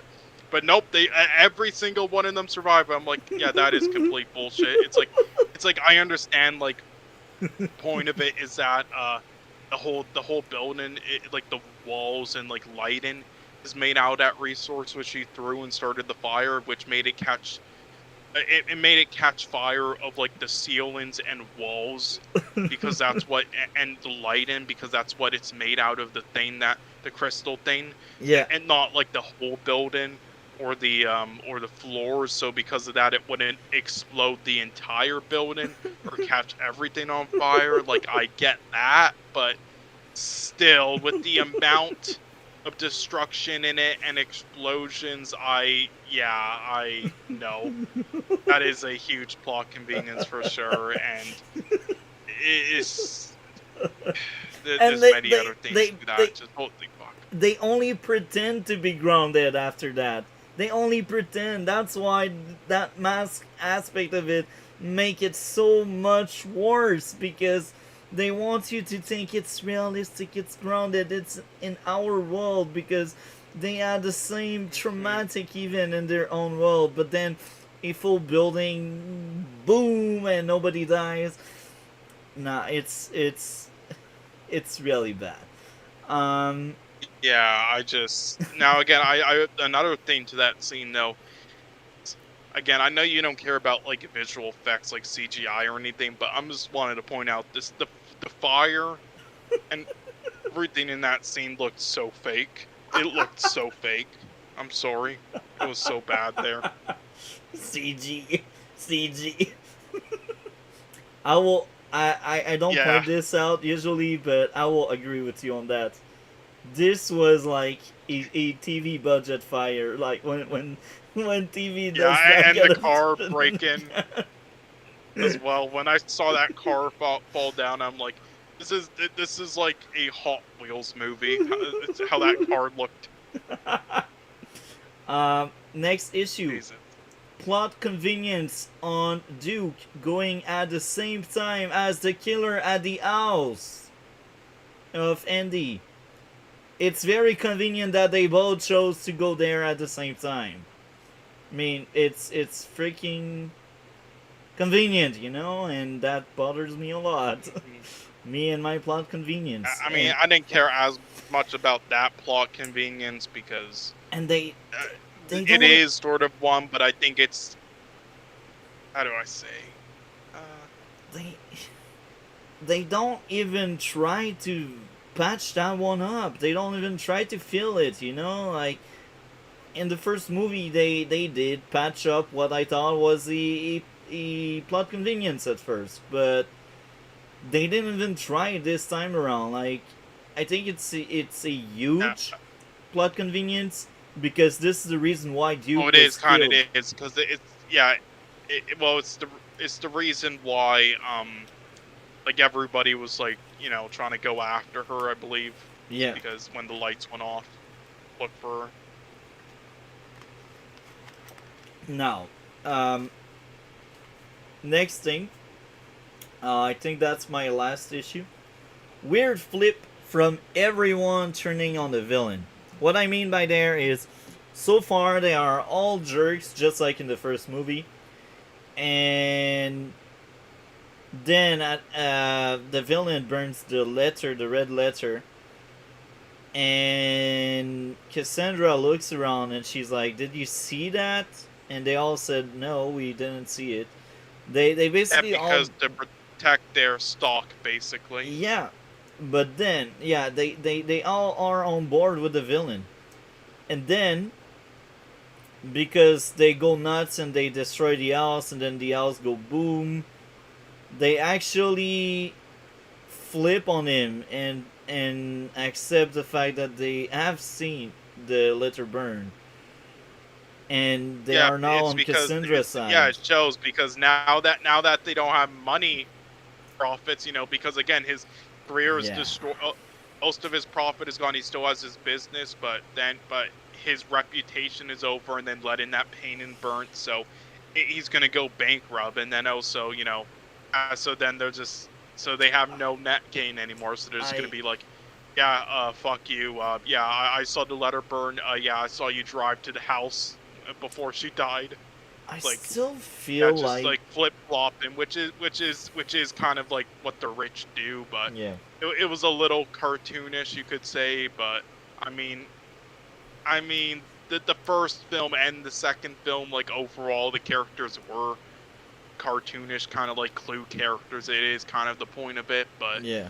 still, it's whatever. I don't know. I still think it's a bit off because everyone, like, they are one character, one entity in both cases, and it felt weird as well because the black guy was against I don't know his name. That sounds racist, but I mean, what's his name? Jesus Christ! I'll tell you, it was the actor's name is Leslie Odom Jr.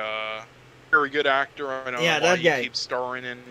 That guy Yeah, he seemed. stars in so many murder mystery films for some reason, but no, that's the actor's name. But his character's name is Leon or Okay, whatever. so Leon at some point he is pissed at the villain, and he's like, "Man, you cannot sell that thing. It's dangerous. Then it wasn't tested properly and stuff." So don't you think if he's still pissed and if he holds that grudge, don't you think like he would be the one guy siding with Cassandra when they were all lying around? Like, at that point, at the end of the movie, they were all reduced to one character. That's an issue in itself, I think, because they're like, because they're a group, they're one character, and it's not really good because it's not as realistic as what real life would be, and they really try hard to pretend it's grounded and realistic. So, for me, it breaks my immersion that everyone was on board with the guy, and then the guy loses everything, and then everyone is against the guy. Now, I see what you're saying, and I understand, and it's actually a good point you made there. but it still bothers me for another reason now that I think about it is Yeah, well, I will say if it's because like it's hard to believe that all of them yeah, do that. Like again, with how humans are though, and socially, so how the rich is. It's just like if just one of them, turns and realize that, and then turns on him and says it, then all of them will flock and do it.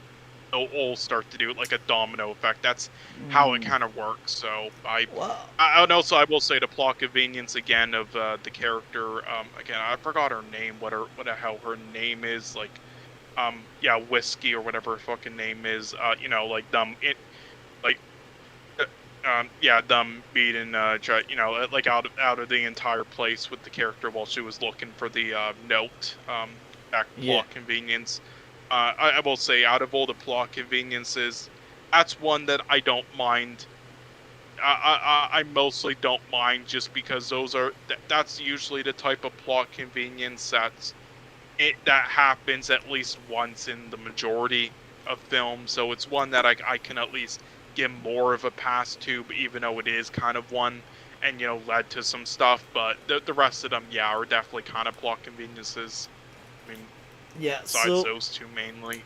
But yeah, I I think I didn't mention enough of my issues with this movie. Now I will say this: this movie, if it even if I have more issues than the first one, I will admit it. I was more entertained by this one, and I think this one was more funny, but and yeah, I was too. the Yeah, the spectacle, as you said earlier, are kind of bigger. So you feel like much more is happening now.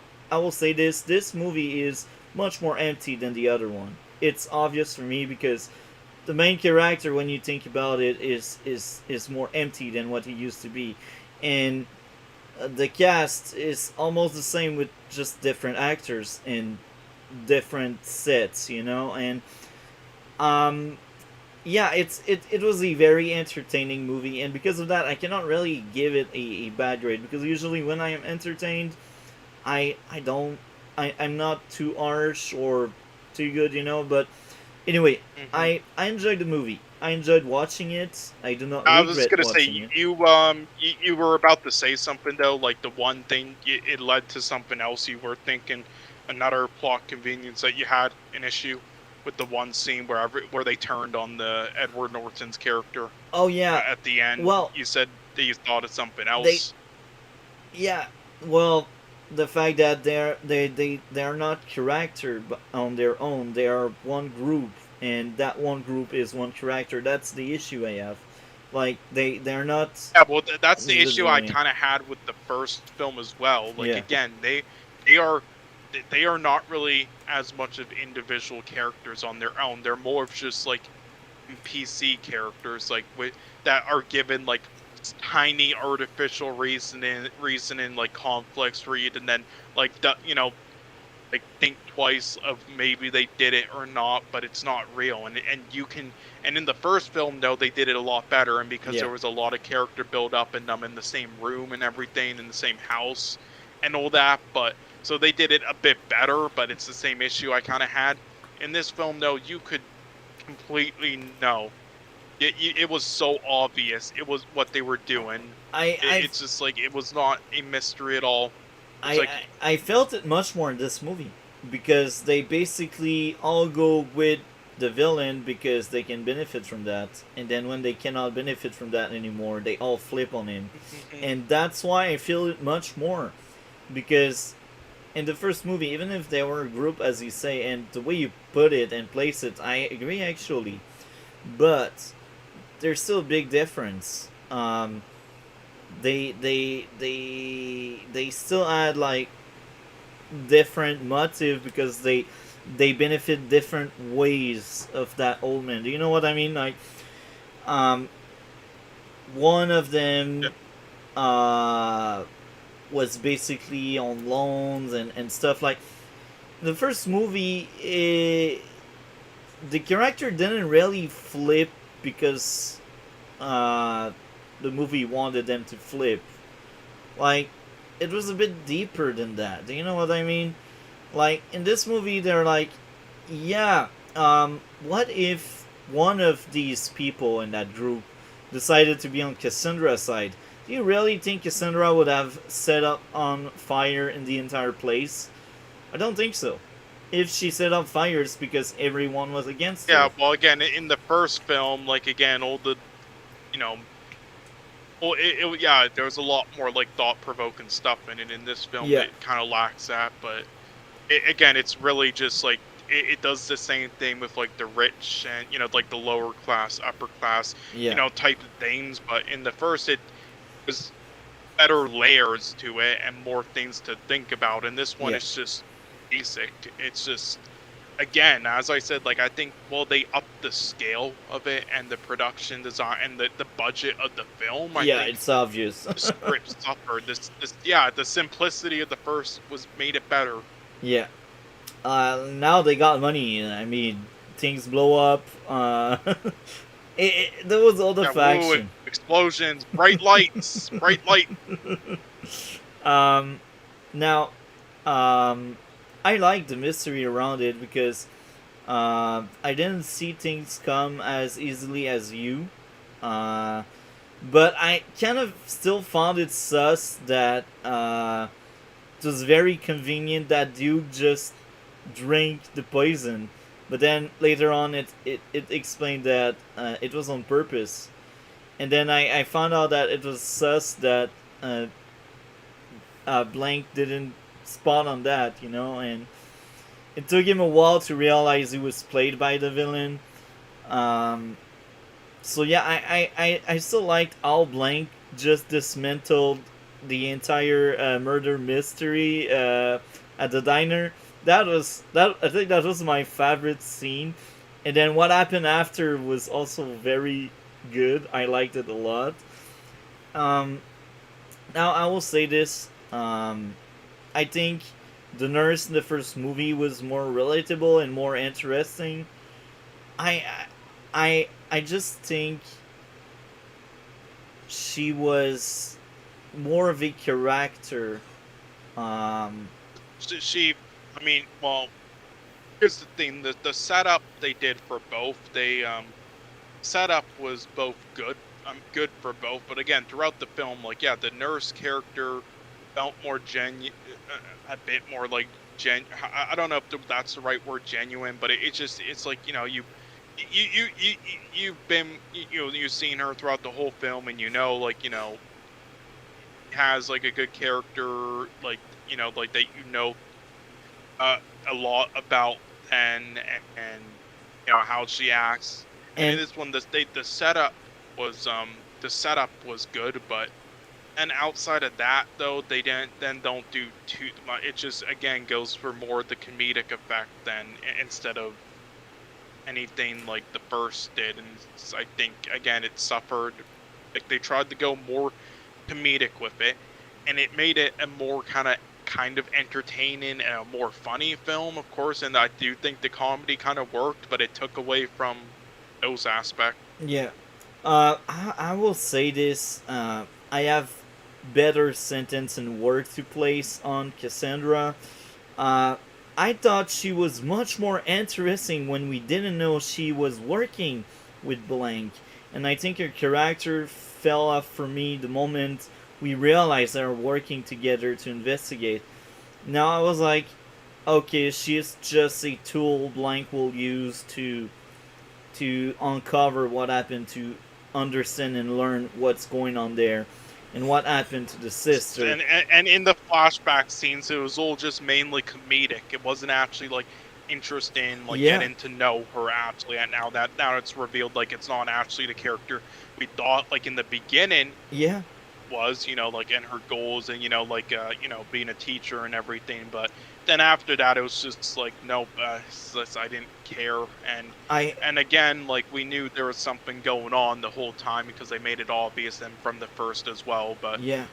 I but liked again, just yeah, I don't know how to say it. It's I bad, but also as I said earlier in the stream, with the Scream 3 comparison, even though you haven't seen the film, it's like that twist with working with him the whole time and everything, and not actually being her sister. It isn't good. It isn't genius writing. It isn't very good Yeah. because it's not. It's something that nobody could have predicted because it's just we didn't know about it. There wasn't unlike the first film where it left everything on the table. There were no clues. Yeah. I think the reveal of them working together was the moment I stopped really caring for Cassandra character. Um, I yeah. I said it. That movie was more entertaining than the other one, and it was more flashy action. And I still enjoy Blank, even if he's not as good. And Dave Bautista, one of the best actor and character. I think I really felt from for him. I think it was very interesting, and I think it's due to his performance. I mean, I don't see many actor his age being able to play so well a 20/30 years old. Like, wasn't his like we cannot pinpoint his exact age, but we can tell he's like between 20 and 30 years old. Like streaming and stuff. So yeah, I maybe it was early 30s the character. I cannot pinpoint the exact age, but yeah, I think he elevated the movie a lot. I think at the end, I look. At first, I was giving this 8.5 out of 10, but after re-watching all the issues I had, and all I feel like the other one was better. I think it's unfair now to say it's 8.5. I down that score to 8 out of 10 now. I think this movie is 8 out of 10. And it's because I was entertained by it. It's no masterpiece. It was I just mean, entertaining for me. yeah. Now, I mean, there were other things I had about this film, but they were on notes that on my PC that broke down, Oh so my, I can't get them. that's But I sad. said most of what I yeah, but I said most of what I wanted to, and again, I'm just gonna uh yeah, I'm just gonna like when I want to like do an official review for this on Letterboxd or something. I'm just gonna like re-listen to our stream we did talking about this film, Yeah, uh, and then write down what I said here, and then the notes on that PC and combine them. But yeah, anyway, again, this is still a very entertaining film, and again, this is my thing. I do think both of these films deserve praise, but for being just entertaining and also kind of funny and creative films, not for being amazing, award-worthy, and brilliant written films, flawless films like the first people one deserves for it some much more reason than the think. second one for sure. Yeah, the first one does more, but overall, now for like the cat again, the casts and ensemble and the production design, yes, but everything else, eh.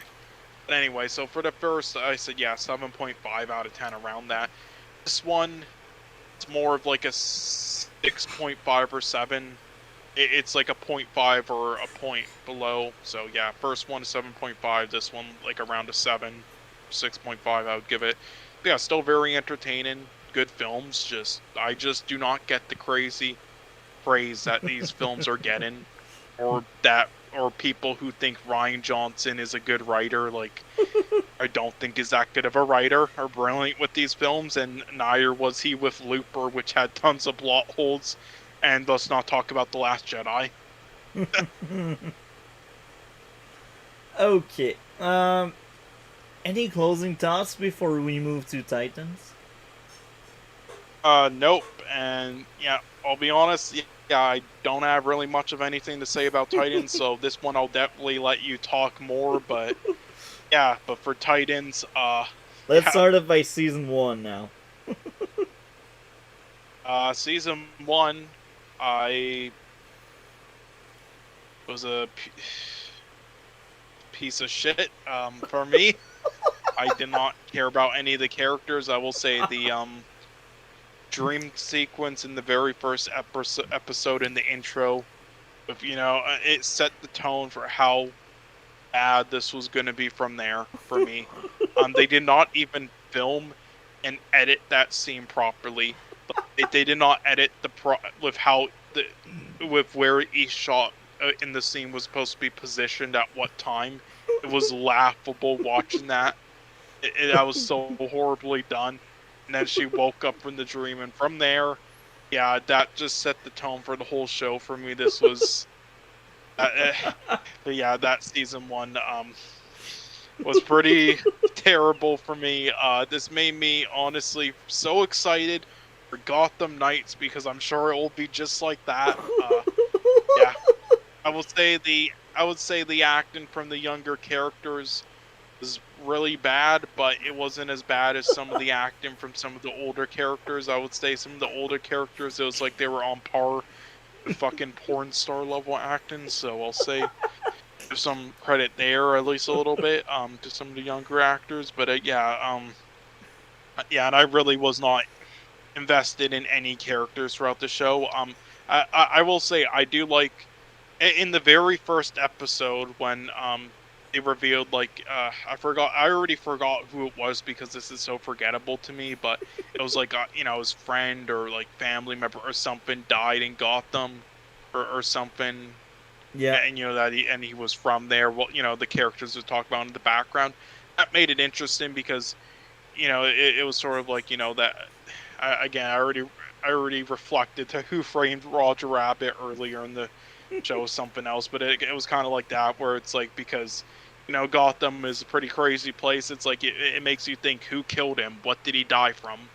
You know, like what is he going through in his mind? You know, that officer or detective or whatever. So that kind of set up something interesting for me.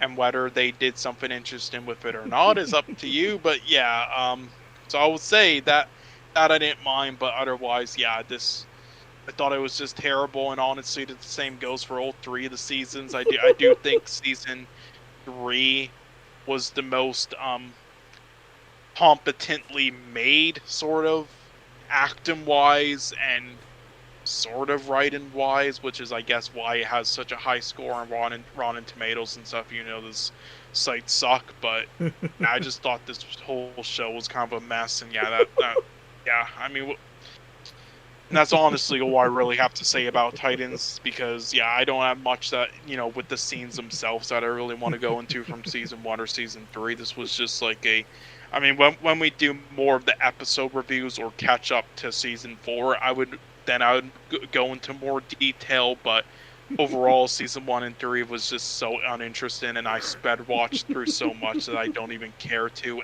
nor do I remember. So I'm gonna let you more kind of take over the topic now this time, and you know, but if you go into certain details of certain scenes that then pop up in my head and I want to chime in, then I will. But otherwise, I'm gonna more lay back and let you discuss what you thought of this this this whatever show. I will say it's better than She-Hulk though. So Okay. I will say this as an opening. It was better than what I expected, but worse than what I remembered.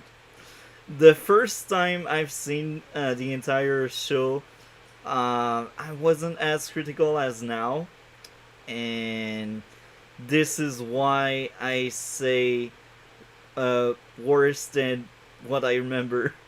And it was better than what I expected because I knew there was a lot of backlash, and I knew people around, even the fan, find it really hard to defend the show. So that's why I say it was better than expected, because I expected to be like She-Hulk level, to be honest, and it's not She-Hulk level. It's not great. It's not good.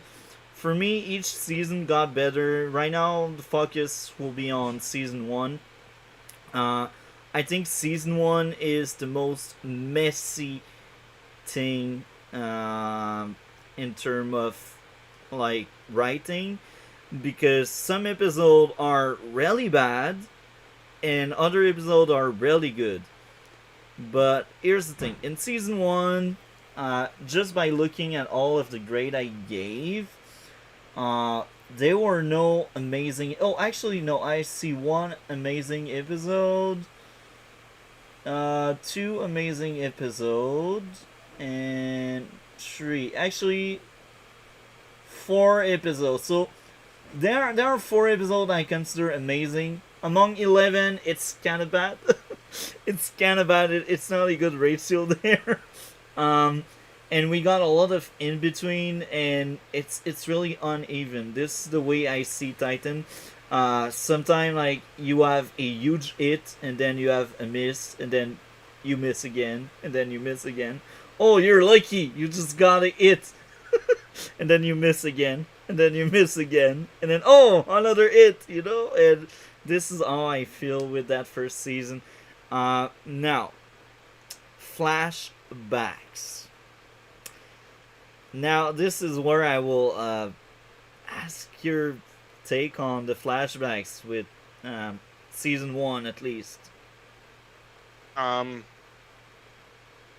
I didn't think they were good. I mean, I didn't think they were dog shit at least. But I mean, again, they were the setups in season one were probably the best part of the whole show.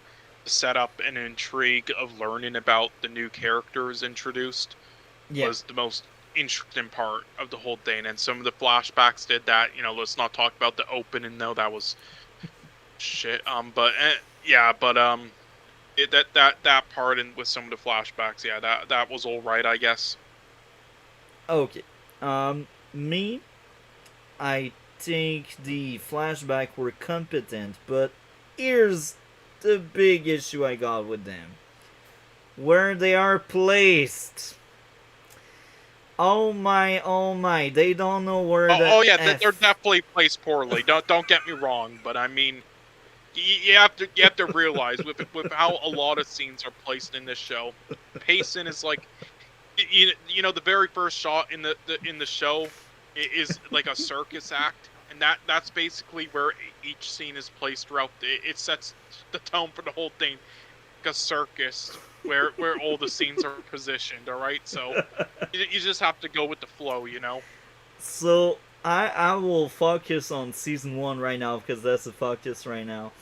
Episode 9, we get a full flashback episode about Hawk, Hank, and Dove Dawn, the couple, the power couple that wear a costume.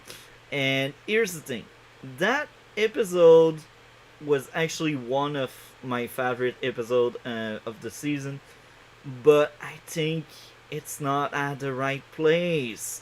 What if they placed it like, I don't know, episode 2 instead of 9? Maybe we would care more about that power couple because they deal with the trauma they share. But here again, in that episode, we still got a few issues, like all convenient. Her mother and Hank brother both died at the same place at the same moment, and then they meet again at the same meeting. And it's so convenient. Now, we dive into one of my biggest issue with the writing of first season, at least. All convenient, all character meet each other. Now, sometimes it makes a bit more sense, like when Starfire find Raven, she was tracking Raven down. Her goal was to find Raven down. So at the end, for her to find Raven, I was fine with it. But then goes Raven meeting with Beast Boy. Beast Boy was just at the arcade, and Raven just happened to be at the arcade at the same time, so they meet and they become friends, and you know how I don't like plot convenience, but you see, this is how everyone meets. How convenient that Raven find a police car passing by the street and she throw rocks at it. How convenient that someone working from the crazy scientist found her at the police precinct and then kidnapped her. And man, the writing, it's on the freaking wall. It's so sad. Hmm. Yeah, they just glued everything to a wall. Um, I will also say this: the pacing is so terrible, and the perfect example is at some point in episode 8, Donna basically tell Dick, "You're bad at small talk." Guess what? Half of that show talk is small talk. Like you can get cut off so much scenes, so much dialogue that don't really matter. I'm like, Hmm. man, this drags on forever and ever. It's the show that pretend to be smart, mature, edgy, darker for adult, but it's not. Yeah, it tries to be smarter than it is, like the Knives Out films. Yeah, yeah, yeah. And me, sometimes I don't see that kind of stuff, but I've seen it with Titan, and it's like I don't mind character talking. It's essential for story purposes. Sometimes you need character to talk, and sometimes you can have long talk. But here's the thing: if you use small talk all the time, you defeat the purpose of character talking. And this is how I feel about lots of the dialogue in Titan. There's a lot of scenes you just get caught off, and most of the episodes are like 50-ish minute, 55 minute. I feel like most of the episode can be cut down to 40 minutes. I was having the same critique with Gotham, but with Titan, I feel like it's worst because I don't think Gotham ever tried to pretend it's smarter, mature, and edgy and darker and for adults. I don't think Gotham wanted to pretend anything. I think the writer wanted to have fun. The writer were like, let's have some fun. Our target demo is whoever will like our universe.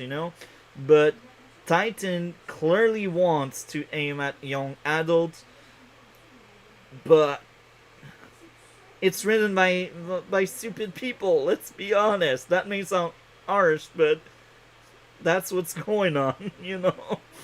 Um, yeah.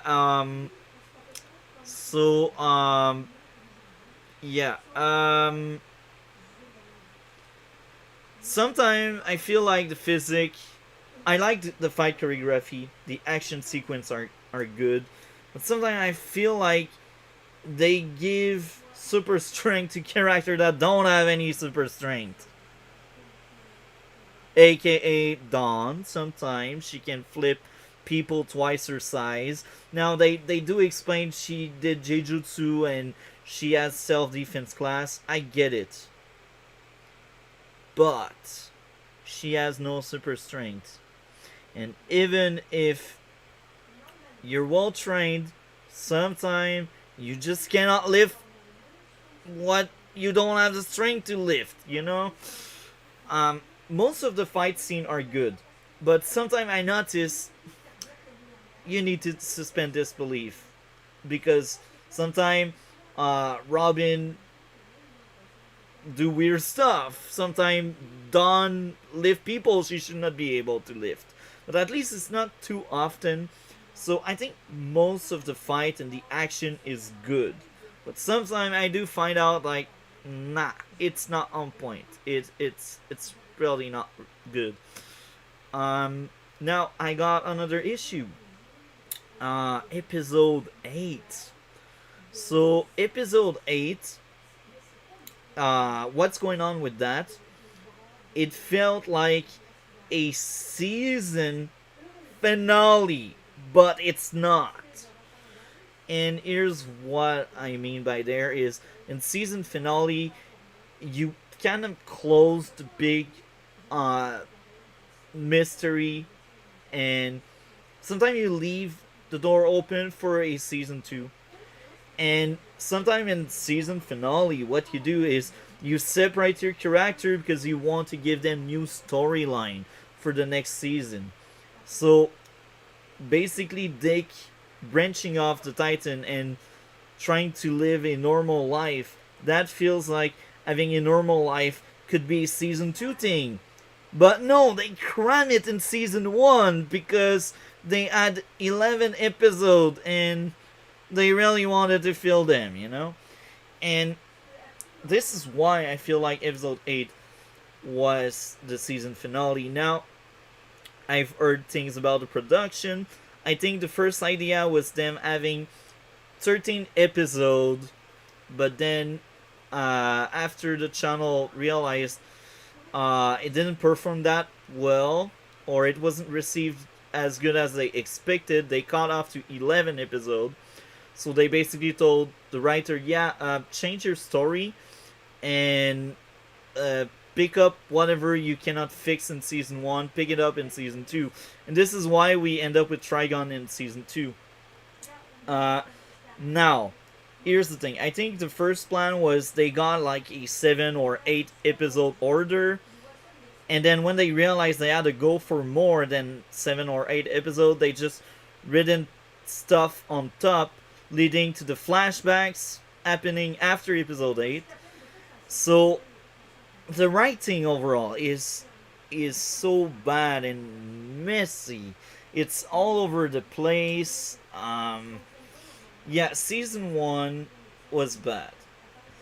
In its good episode, I think season 1 was very entertaining. It was really good, but we had so many miss here and there. I was like, my, it was hard to get through, and yeah, I understand why people don't like Titan TV show.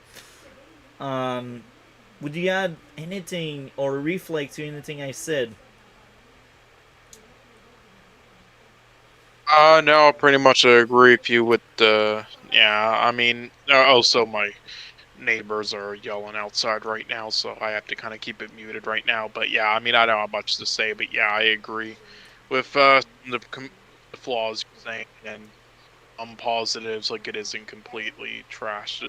So yeah, uh, continue. It's I think it's a sad case because we will also speak about a little bit about the cult that wanted Trigon to come. I think it was very generic. These villains were kind of bad. I was like, yeah, they are the lowest points. They feel like generic cult people, and the family was kind of cool because it felt more unique. But here again, like the big ones, the big bosses, they felt too generic for me. And I'm like, that's your main villain. That's your obstacle, and you don't bother writing them that much. And I'm like, yeah, your villain is important when you're a comic book adaptation. I think that's why I don't really like what Marvel is doing because they just cannot have a good hold on good villain.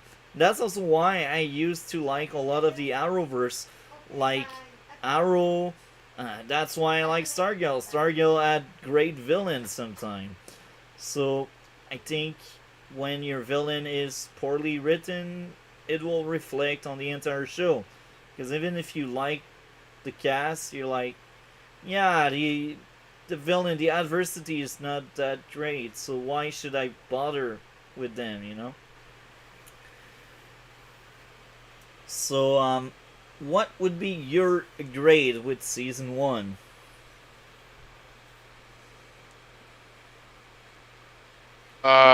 Season one, I would give it like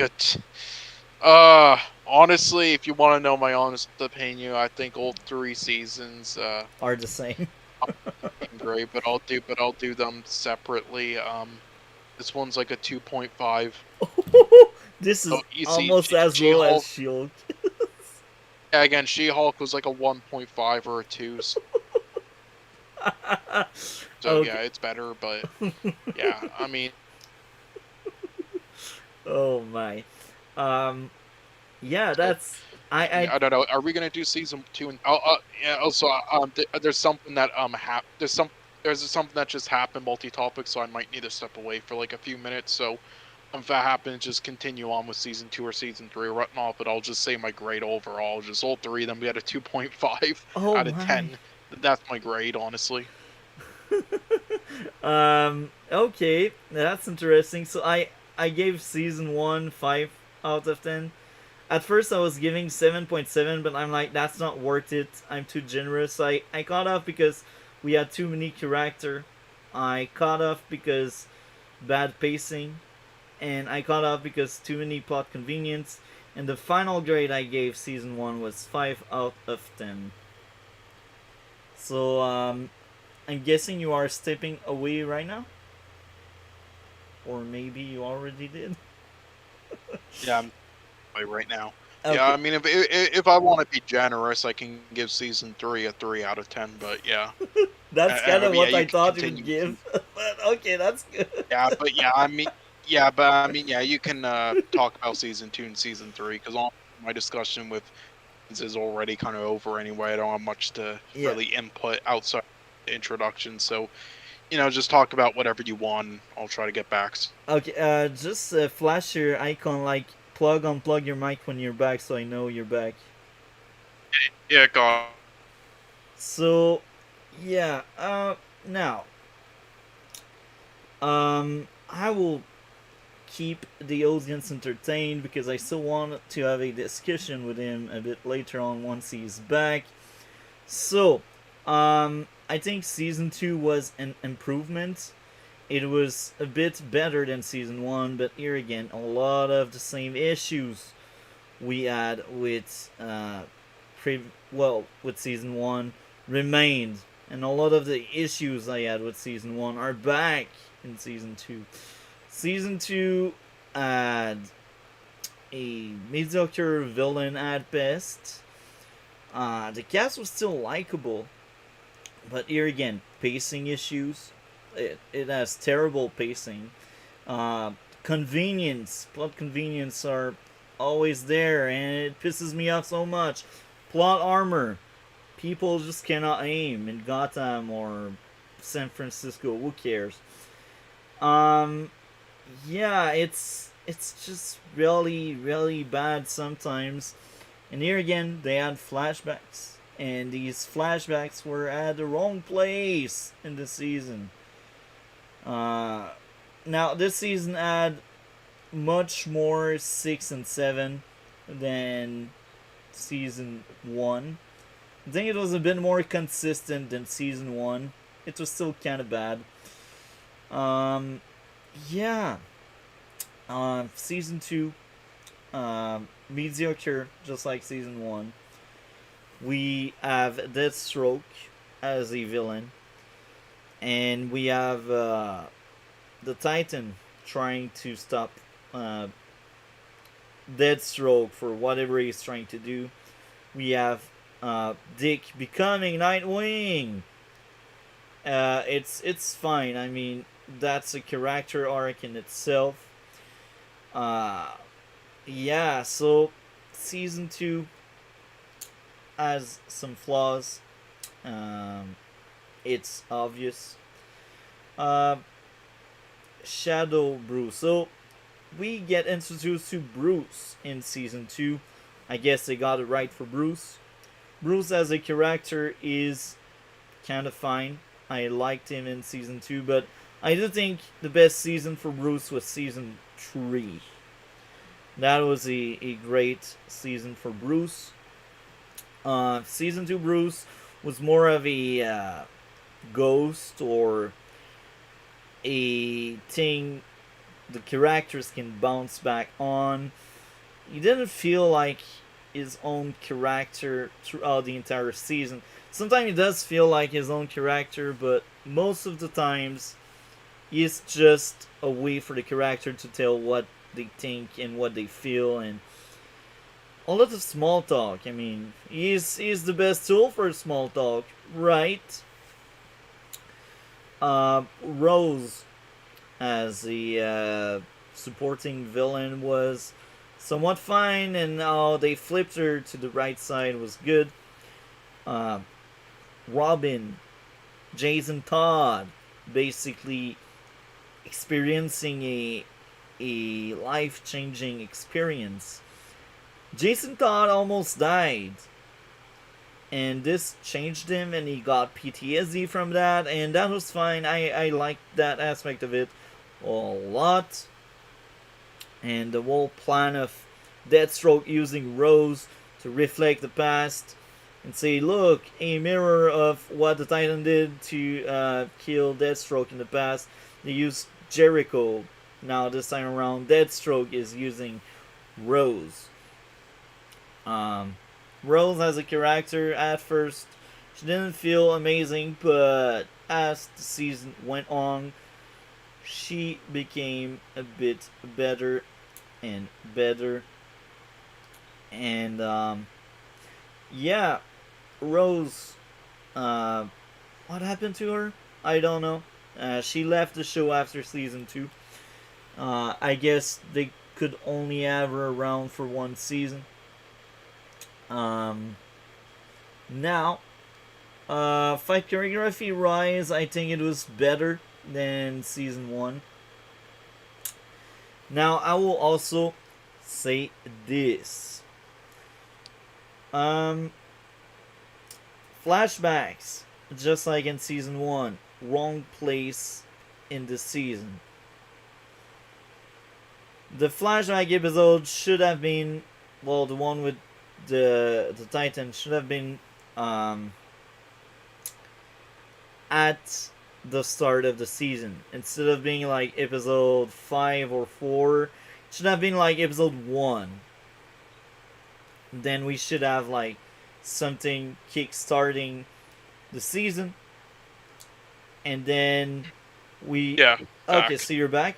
So you arrived at the right moment. We are Yeah. still into season 2, and I speak about the fabulous flashbacks. So let's start off with the first Oh, flashback episode.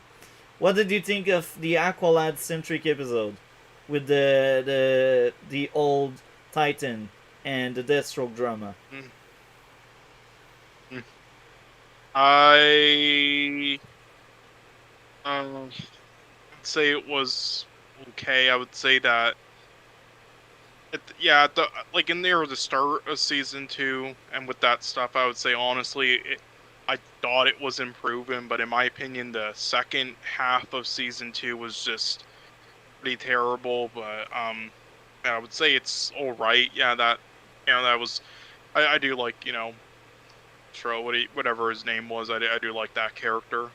Aqualad, yeah. Maybe not the actor, but not the actor maybe, or how they handled the character, but I do like the character himself. Yeah.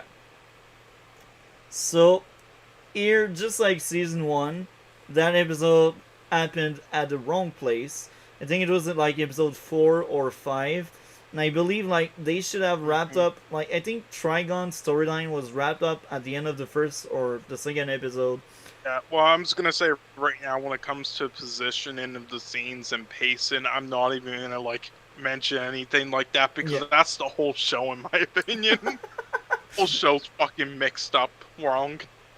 Well, I think flashbacks are like the thing that triggered me the most because they are very important tools and they can be used on amazing ways.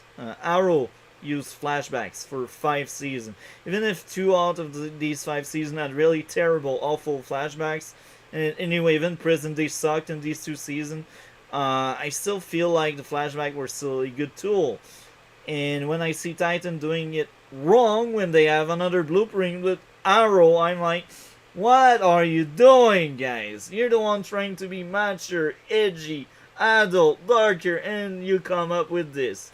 So I do think the flashback with Aqualad was good, but as I said, they should have placed that flashback right after the Trigon thing, where Raven killed her own father to save the world, and that flashback episode should have happened right after, like the first episode after Trigon. It should have been the flashback, because the flashback is the reason why Deathstroke is after them, and it's the reason why Donna was kind of broken in season 1. So the flashback is essential, but guess what? They placed it at the wrong place. And then the other flashback episode, here again, wrong timing. The Connor episode where it's Connor centric. I do think that was the best episode that season. I think maybe there was another episode I like more. I can't remember, but that was one of the top episodes. I think But here again, it's at the wrong timing. Like they left you on a cliffhanger with Jason Todd falling from a building. And you're like, what will happen? And then you have a full flashback episode on a new character. Here again, you should have that flashback episode right after the first one. And maybe you cut the scene where Connor saved Jason and you keep that scene for the episode following the fall. So instead of cutting the pacing of that season, you just place it elsewhere. Do you know what I mean?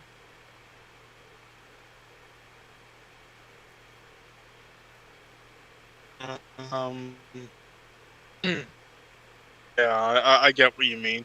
Also, I just saw this fucking tweet. I'm just like, what the fuck? So that's what the delay was there in my voice. I was just scrolling through Twitter while I was listening to you speak. I'm just like, what the fuck? And Anyhow, continue. But yeah, I agree with you there. I agree. and I didn't mention it earlier, or maybe I did. I can't remember. But I think Titan has too many main characters, series regular. So series regular are like your main cast, and I will give other example like Arrow. For most of the time, they had in between 6 to 8 series regular, and they had 22 episode a season. And now, if we take a look to something we both have seen recently, Gotham, depending on the season, that number changed. I think season 1 of Gotham had the most series regular. They had like 12 or 13 series regular. There was a lot of series regular, and they did cut the number as the show went on, and it's normal. Most of the show do that. So Gotham, like the first 2 or 3 seasons, they had like 13, 12 series regular. But here's the thing, they have 22 episodes to deal with that crowd. Now, with 22 episodes, you have enough time. And even there, some of your series regular are connected with each other, so they kind of share the same storyline. So it's fine. Like their story arc are linked, you know. Uh, Now, you go to Titans. They got in the first season 11 episodes, and they got 8 series regular. So they basically run as many series regular as the Arrow TV show, but they have half the run because they only got 11 episodes. So even if you try your best to dedicate an entire episode for each of your character, that makes 8 episodes centered around your character. Maybe let's say some of are connected, like Dawn and Aang. You down it to 7. Then you're left with like 5 episodes where you need to work on your story. But Titan doesn't really do that. They just throw a lot of character in because cameos matter and because they want to make people talk about the show. Because look, Connor is there. Look, the dog is there. Look, Starfire is there. Look, Raven is there. I do think if the cast of character would be limited to like 4 or 5 character, would work much better because you would spend enough time with each single character instead of just smashing stuff together like Titan do. um, Now, what did you think of Deathstroke as a villain for season 2? Yeah, I think it made sense. And I like the character himself. I will say, pretty disappointed though what they did. There were many cool things they could have done with him, and with it being Deathstroke, and yeah, it was like bootleg Deathstroke. It was like discount Deathstroke. I didn't dollar store Deathstroke, whatever you want to fucking call it. It was still kind of entertaining because it's Deathstroke, but it's like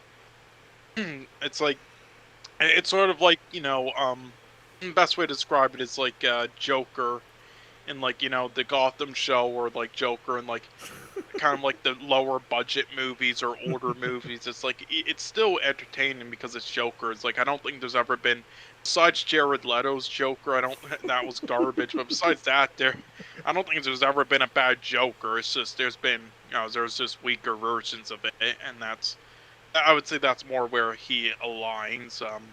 Yeah, it's Yeah. not bad. It's just not good either. But it was watchable. I'll say that. I will say this. My first experience with Deathstroke was with Arrow second season. And he was amazing in Arrow. He was one of Yeah. the best thing in Arrow. I don't And even like Arrow, but he was really good in that. the build up was great.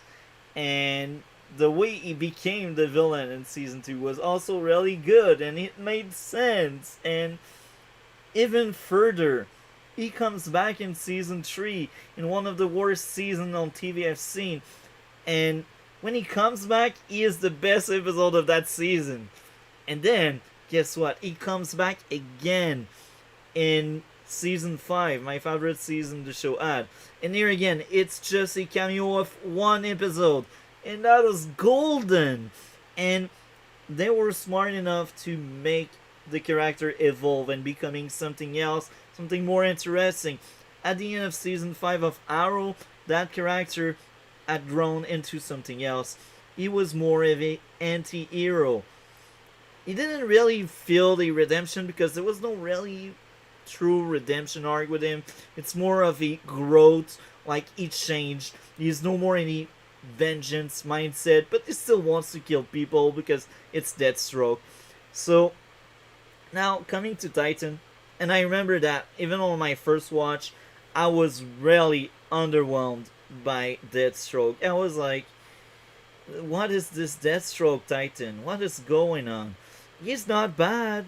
The actor is well casted, and I like the stoic man of a few word aspect. That was the best aspect of Blank in in Onion and Knives Out, you know.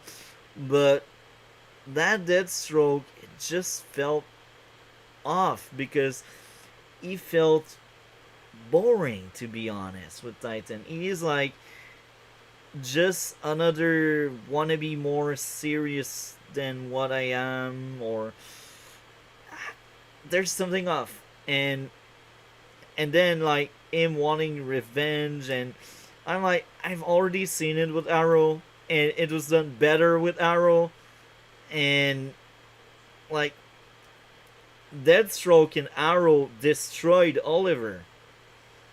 He destroyed Oliver. He did lose at the very end, but before losing, he did won a few of the war, like a few of the fight they got. He won, and only a more physical aspect of it. He was better than Oliver, and he was wonderful. And then you have the Titan one dying, and they need to tell you he died for us to know he died. And the way Deathstroke died in Titan, it was like, oh my. That fight was underwhelming, and that outcome was even worse. That was one of the worst fight scenes in the show. I was like, no, it's really bad. In the other end, we got Arrow. Yeah, well, the fight scenes in a lot of these shows, I'm sorry, in a lot of this show is, yeah, not good. I mean, again, that's definitely, like, going into Titans, I knew they definitely spent no money and no effort on the fight choreography and, the visuals and everything. I knew it would just purely be, like the dialogue trying to carry it, because I knew the reception it got, and I knew the budget of this show and what type of show it was. And yeah, I will say though, the very first one in season 1 with in the alleyway with him and like the smoke Yeah. wasn't terrible, like just the short amount we saw. So it gave me some hope, and then I got a load of dog shit and and then season two. I think Season three, it tried a little bit more, but there was no budget to it, so it was just kind of bad. It was, yeah, but and that was definitely the worst one out of the whole season and maybe the whole show. I think there's a lot of hit and miss in Titan. It's just like the episode. The fight scene, you're like, either this fight scene, I will like it a lot, or I will freaking hate it and see how Yeah, poorly it's you done. know that's what you should do though. That's what you should do though. For a video idea, you should, you know, those comparisons you do, like Jessica Jones versus She-Hulk. You should do that. The fight choreography in Titans versus the fight choreography in Stargirl. Yeah, yeah, that could be a great idea. I like the idea a lot. That would also mean I need to rewatch these fight scenes. I need to analyze it better, but that could be a great idea. I think I'm better at analyzing storytelling because that's something that resonates a lot with me. But yeah, that could be a great idea. Thanks for the idea. I'm. It will end up into something. Yeah, I'm thinking about it. I mean, you could at least do like, I mean, again, it doesn't have to be like a big thing like you did with your She-Hulk video. Like you could just do like even just like a 6 minute or 8 minute thing. You could actually just do like a, you don't even, it doesn't even have to be a rant. You could actually just do like a, just playing the clips side by side, just like a highlight video, like a 3 minute clip thing, Yeah, or like a YouTube short, like a 30-second YouTube short you can make, just showing them side by side, that could be comparing the interesting. quality.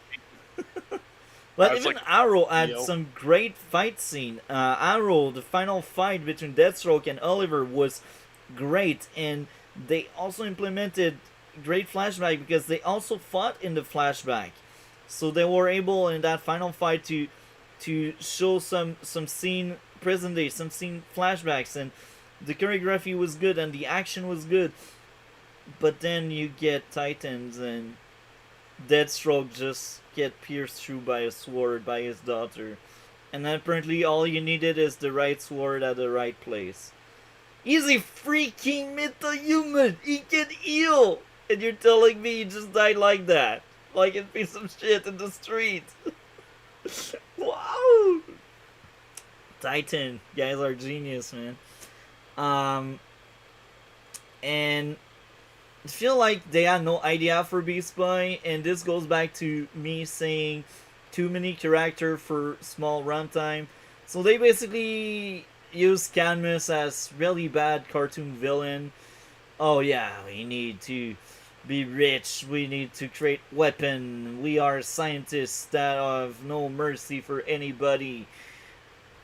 Okay, maybe it's comic book accurate, but it's not really good in this show. I don't know how comic book accurate it is, but I think Cadmus was another bad villain, just like the Colt in season one, and they were only used to break Beast Boy and to give Beast Boy somewhat of a storyline, and they were also used only to flip Connor against the Titans. And I was like, man, why? And the worst thing in season two, it's not Deathstroke that is Donna dying, electrocuted. At first, I didn't want to believe it. I was like, really? Are you shitting me? Is it for real? Is it a parody, a comedy? What did you thought of Donna dying? Mm, yeah, it was actually a parody. That's actually the best way to put it. I mean, Jesus Christ, like I forgot what it was exactly before, but I said like She-Hulk, some stuff in She-Hulk is actually like it's like a parody. It's like an SNL parody of breaking the fourth wall scenes, bit like shown of like bad breaking the wall scenes, just like trying to be as bad as possible. And that reminds me of just this. It's like, oh So, fuck, I so don't now even know what to say, but yeah, it's I think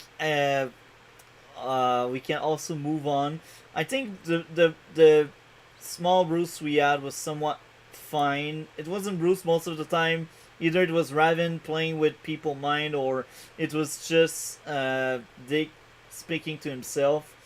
Uh, but the few Bruce moment we had, like at the when they were eating dinner at the very end of the season after Donna died, it felt I felt something. Even if Donna death was shit, I think things surrounding it was fine. Um, Now I will also speak about Slade Daughter. I did enjoy Slade Daughter a lot. That was a somewhat interesting character. Um, and her deciding to flip on Deathstroke was good because it felt a bit earned because she had that relationship with Jason that is basically Titan, and she actually cared for Jason, and Jason PTSD was fine. So I think this show is a lot about drama. I should say this show is about trauma, and I think that aspect of this show is well done. They know how to tackle trauma. It's really the dialogue. I mean, the dialogue hurts my brain cell, but I think the overall idea of this show is good. It's just poorly executed. They have so many good ideas, but they just don't have the right writer behind it, and it's sad. So now you said earlier you graded the same way each season, so you probably I'll be a little nice here. This is what I'll do. I'll do 2.5, 3, 3.5 in that order. I'll is go it because there were honest? some improvements, I guess, in season 2. That's the question. Is it honest? Like I Oh, because they're about the same for me, but I mean, there are improvements that in in season 2 and more improvements in season 3 for me. It's just they're so small. I don't know if they were worth like upgrading like a decimal point for me, but I mean, if you want, I can do that, or no, I could that's do like a no. 2.75. Just give it honest. If they are all 2.5 as you said, they are all 2.5.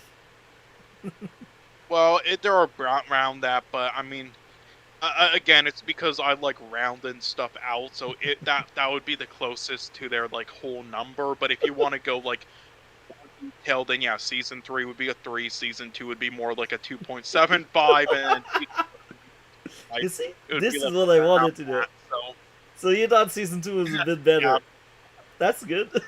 yeah, And that's yeah. your But honest I mean, opinion. again, there's yeah, but again, they're so small and also and the more I think about them, the more because again, these were so forgettable for me that I forgot a lot of stuff. So the more that I think about the more scenes I remember, and the more that makes me go, maybe they are actually the same. Maybe this season is actually better. Or no, maybe this season is actually worse. So it's just whatever. it's they're about the same. It doesn't really matter much. But yeah, season 2 was slightly better in areas, I would say. Yeah, that's funny because my first total was actually point 0.1 lower than season 1. But here's the thing, I still felt like it was a bit better, so I knew I needed to take away points because it's not a 7.5. No, no, no. It doesn't deserve it. So I took out point 0.6 for pacing, so it dropped to a 7. And then I took out a full point because bad villain with Cadmus, because I do think Cadmus was really bad and they were such a focus. I'm like, it's a trope I've already seen. It's a trope that was made better. So they should lose a point for that because it wasn't done properly. So my final grade for this one was a 6 out of 10. And yeah, first season was a 5, this one was a 6 for me. Uh, there's a lot of good ideas. Here again, lots of good ideas. There's just no good writer working on the craft. So now moving on to season 3, and I feel like a broken record because the flashback. The flashback, wrong placement. Oh my.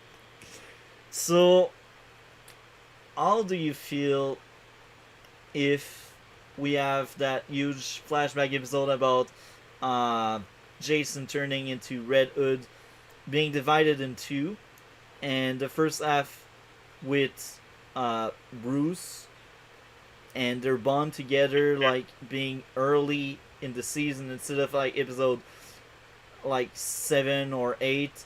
You have it like yeah, episode 1, like before Bruce killed the Joker, so we can understand yeah. better. Yeah, go ahead. Fuck. Again, the positioning of them, I'm not even going to attempt this the whole show, basically, but I mean, the scenes themselves, though. I mean, I would say like, yeah, it again seeing Red Hood, it was sort of intriguing, but I mean, I would say the visual aspect of it, I thought was bland as fuck. There were so many cool things they could have done, and it was just like it was like a how do I say it's like it's like the quality of like a $14 camera. Okay, I like that. When you don't wear any glove and you're just honest, I like it. That's Uh, great. yeah, Good entertainment. yeah, I will, yeah. Also, I will say I saw this tweet earlier and it made me laugh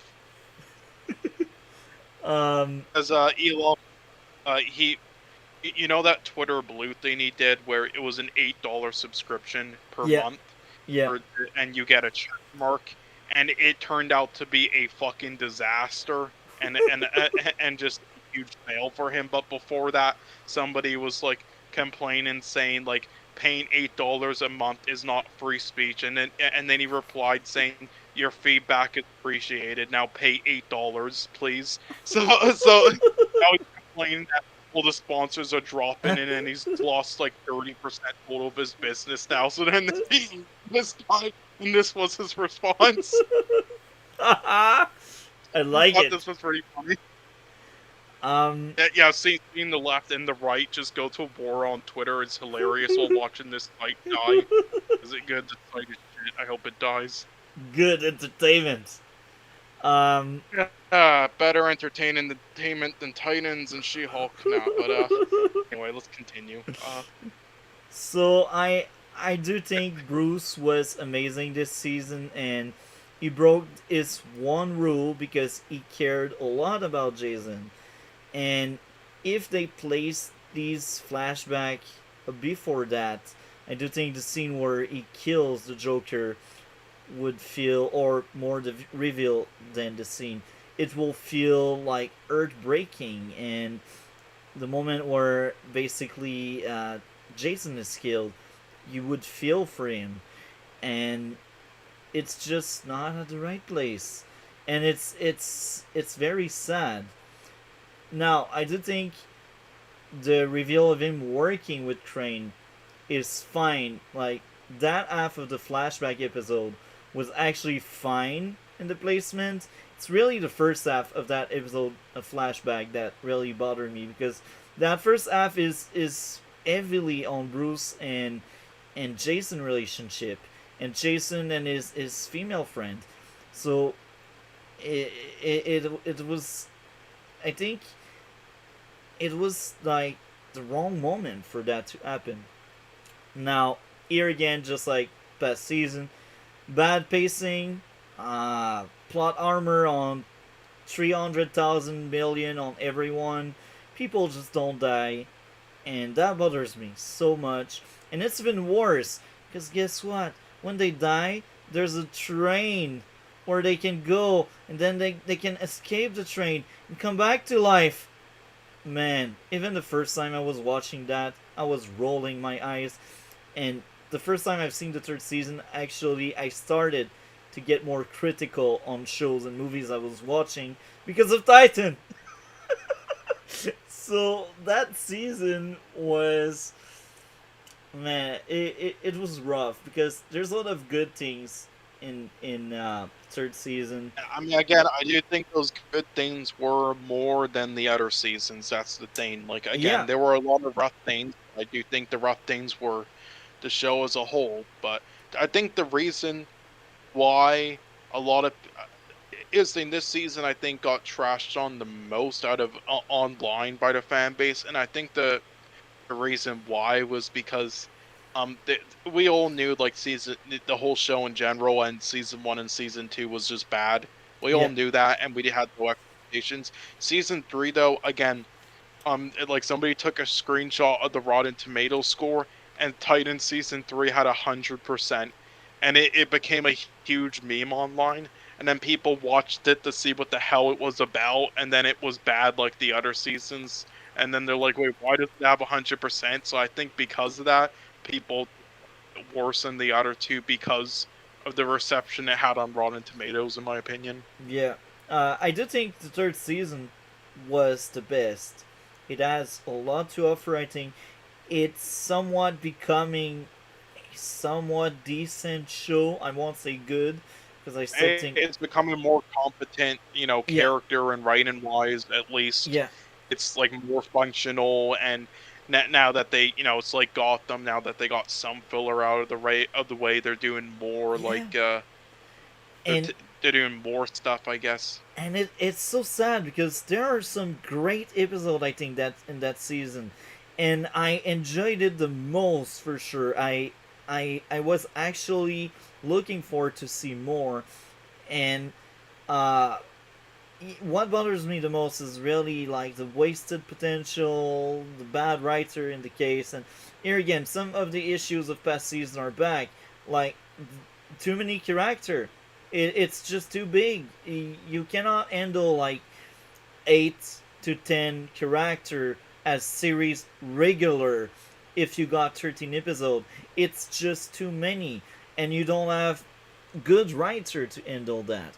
Maybe with good writer you can handle it properly, but let's be honest, Beast Boy this season, take him away from the show and you don't have anybody on Jason's side and anybody that want to really forgive Jason. But that's it. Take him away. The plot still happen. The show still works. You just say okay, instead of him going inside the house, you send Tim inside the house.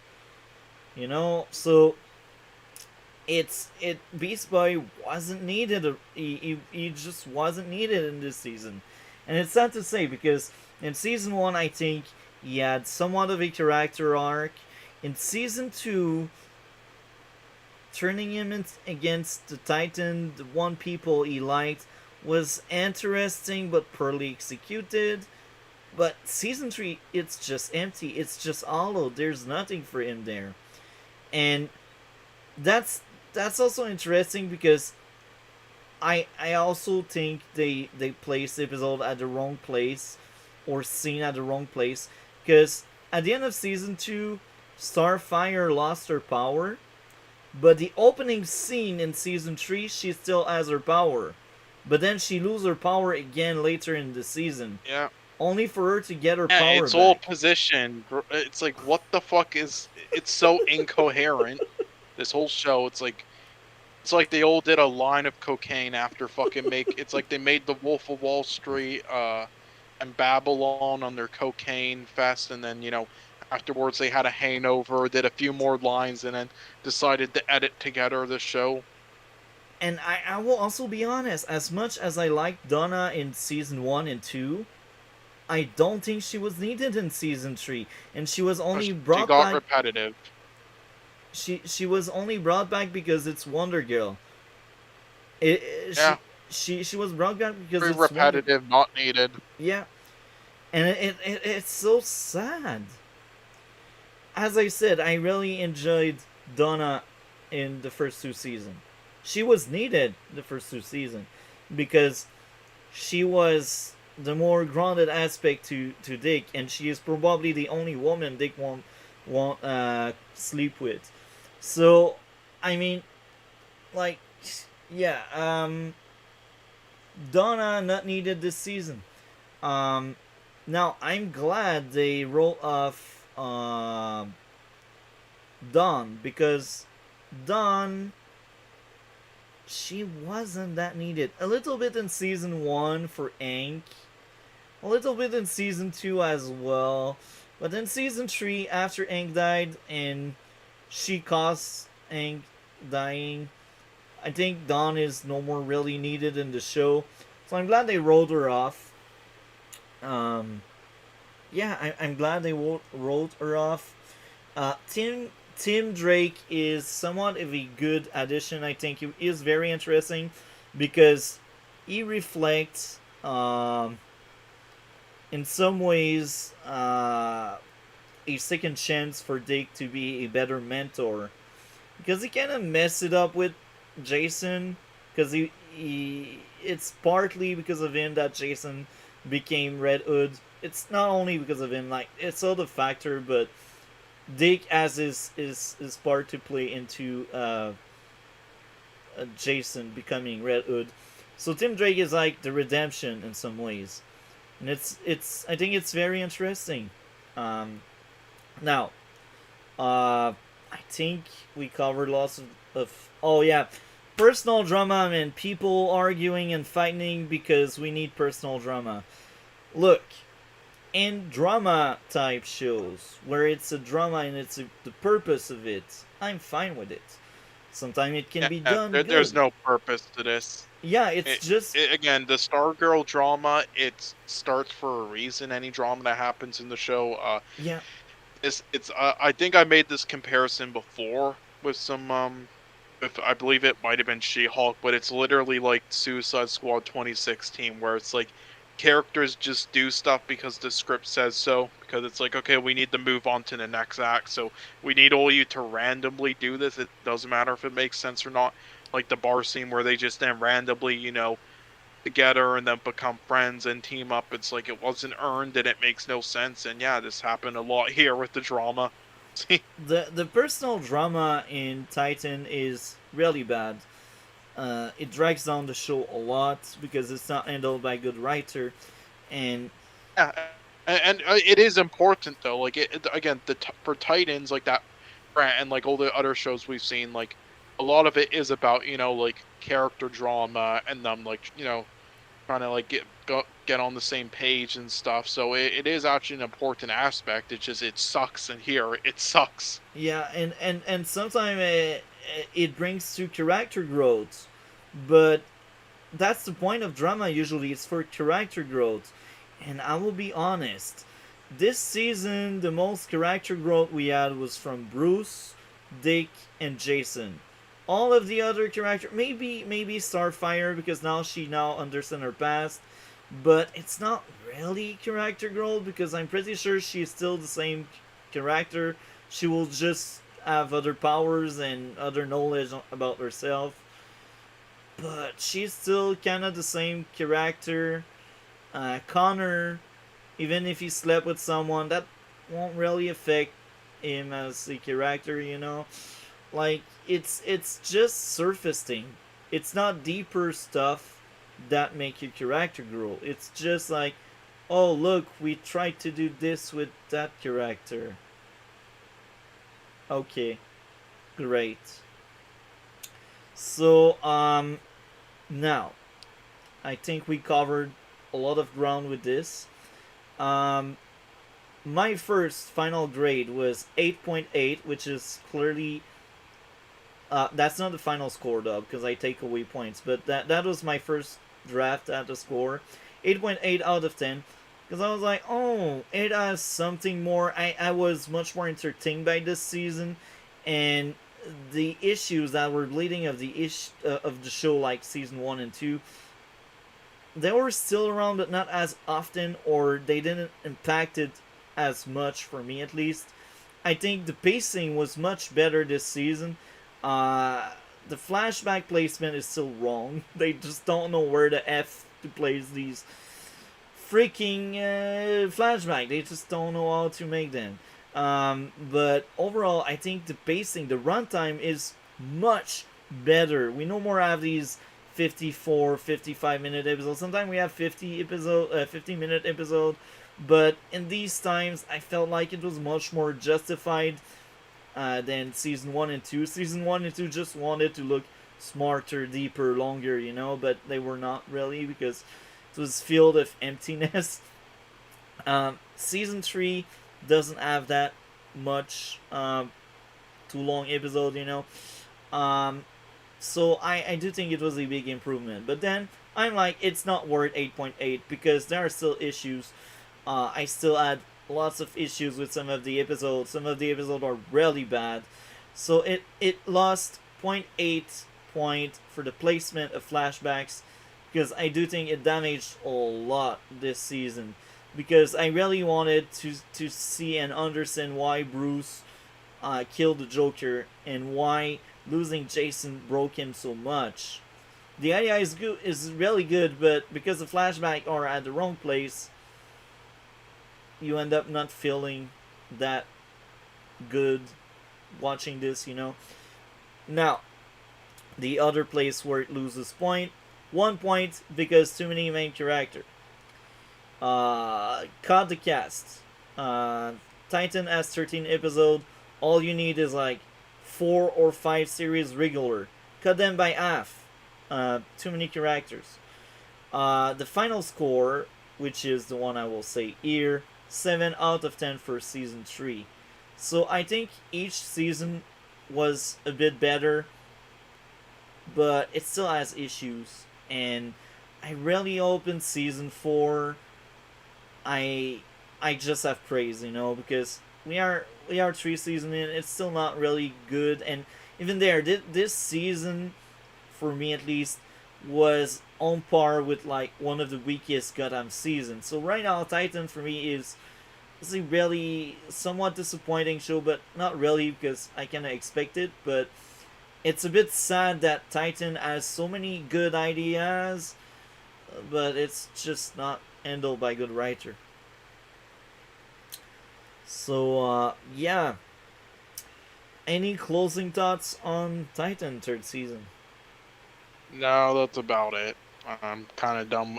Well, so of season 4, I guess. So we're gonna watch the first 3 episodes of that, I guess. Yeah, next week the Next first week. three, and then the week after 4, 5, 6, and I think at that point we will have Yeah. caught up, or maybe not. I don't know. But once we caught up, we will just cover it weekly like Stargirl. Yeah. So So Stargirl, Stargirl. It's episode 12 yeah, this week. yeah, exactly Yeah. Okay. tomorrow. So yeah. So I will say I don't know if you saw what did you see what all the films your theater had when you went? Uh, I've actually seen a few, but I know the menu is there, so the menu will be. Because I was just gonna say if there's any when you go see the menu, if there are any I will if note there's them. any other film that recent film that's out that would interest you, then Yeah, no, we could replace that with the wrestler for now. But yeah, otherwise, yeah, this is the schedule I guess for next week. I will probably go see it on Saturday actually because Friday I got a friend Hmm. coming, and when I work I usually don't want to go at the theater because it's really stressing out. So I usually go on theater on my days off. So I will probably end up going like Hmm. Saturday or next Tuesday, just before the podcast. So I really don't know. One of the two. I'm free. Like either it will be Saturday or Tuesday, just before the podcast. Because today I could have went, but I didn't finish Titan yet. I finished Titan at 5. So yeah, I had time. I've watched like 3 episodes just before the podcast, so I had time. But yeah, the menu I will go see it on Saturday or Tuesday. I will let you know once I've seen it, and I will also take a look to the movies my theater have. So Okay, man, I see. thank you again. We had a blast. I think that was a great episode, even if we covered less impressive stuff. Even if I missed Stargill, I think we covered lots of ground, and I liked a lot our discussion about plot hole, plot convenience, and how the sequel is not that great compared to Knives Out. I really enjoyed that discussion. It was great, and I think the viewer can learn a lot uh, based on what we spoke about. Because I think we both have very critical minds, and I think it's still important. Don't be too critical because people will laugh at you, but still think when you watch stuff. So, anything else to add? No, that's about it. Thank you again, man. Next week, on top of the topics we got, we will do the tier list of the movies we covered in this podcast. And it will be a very interesting list to make. And then after that, the next week, the following week, we will do the same for the TV shows. Most likely the seasons. And I think this one will be the funniest one. I can already picture Titan being really low. Really low with She-Hulk in Miss Marvel. Hmm. Um, Yeah, hopefully, hopefully season 4 is yeah, better, but I doubt it. I also hope for the best, and by accident I've heard some spoiler about one of the episodes, and I was kind of pissed at it, but not surprised. I won't spoil it yet, but once we Mm-hmm. cover the first three episodes, I don't know on which episode. But yeah, like once we cover the episode, I will tell you what was the spoiler I heard, if we have seen the spoiler. Uh, but yeah, I think another thing with Titan, they also maybe have like some right issues. That's why most of the time when we see Batman, it's just a shadowy figure, and it's sad. I mean, they like, yeah. Um, Anyway, I had a blast tonight. Thank you very much. You're a great co-host. Thank you for spending time with me like that and reviewing movies and TV shows, even if they are not that great all the time. So that being said, everyone, you can take a look to Cole channel in the description below. What video do you have in the future?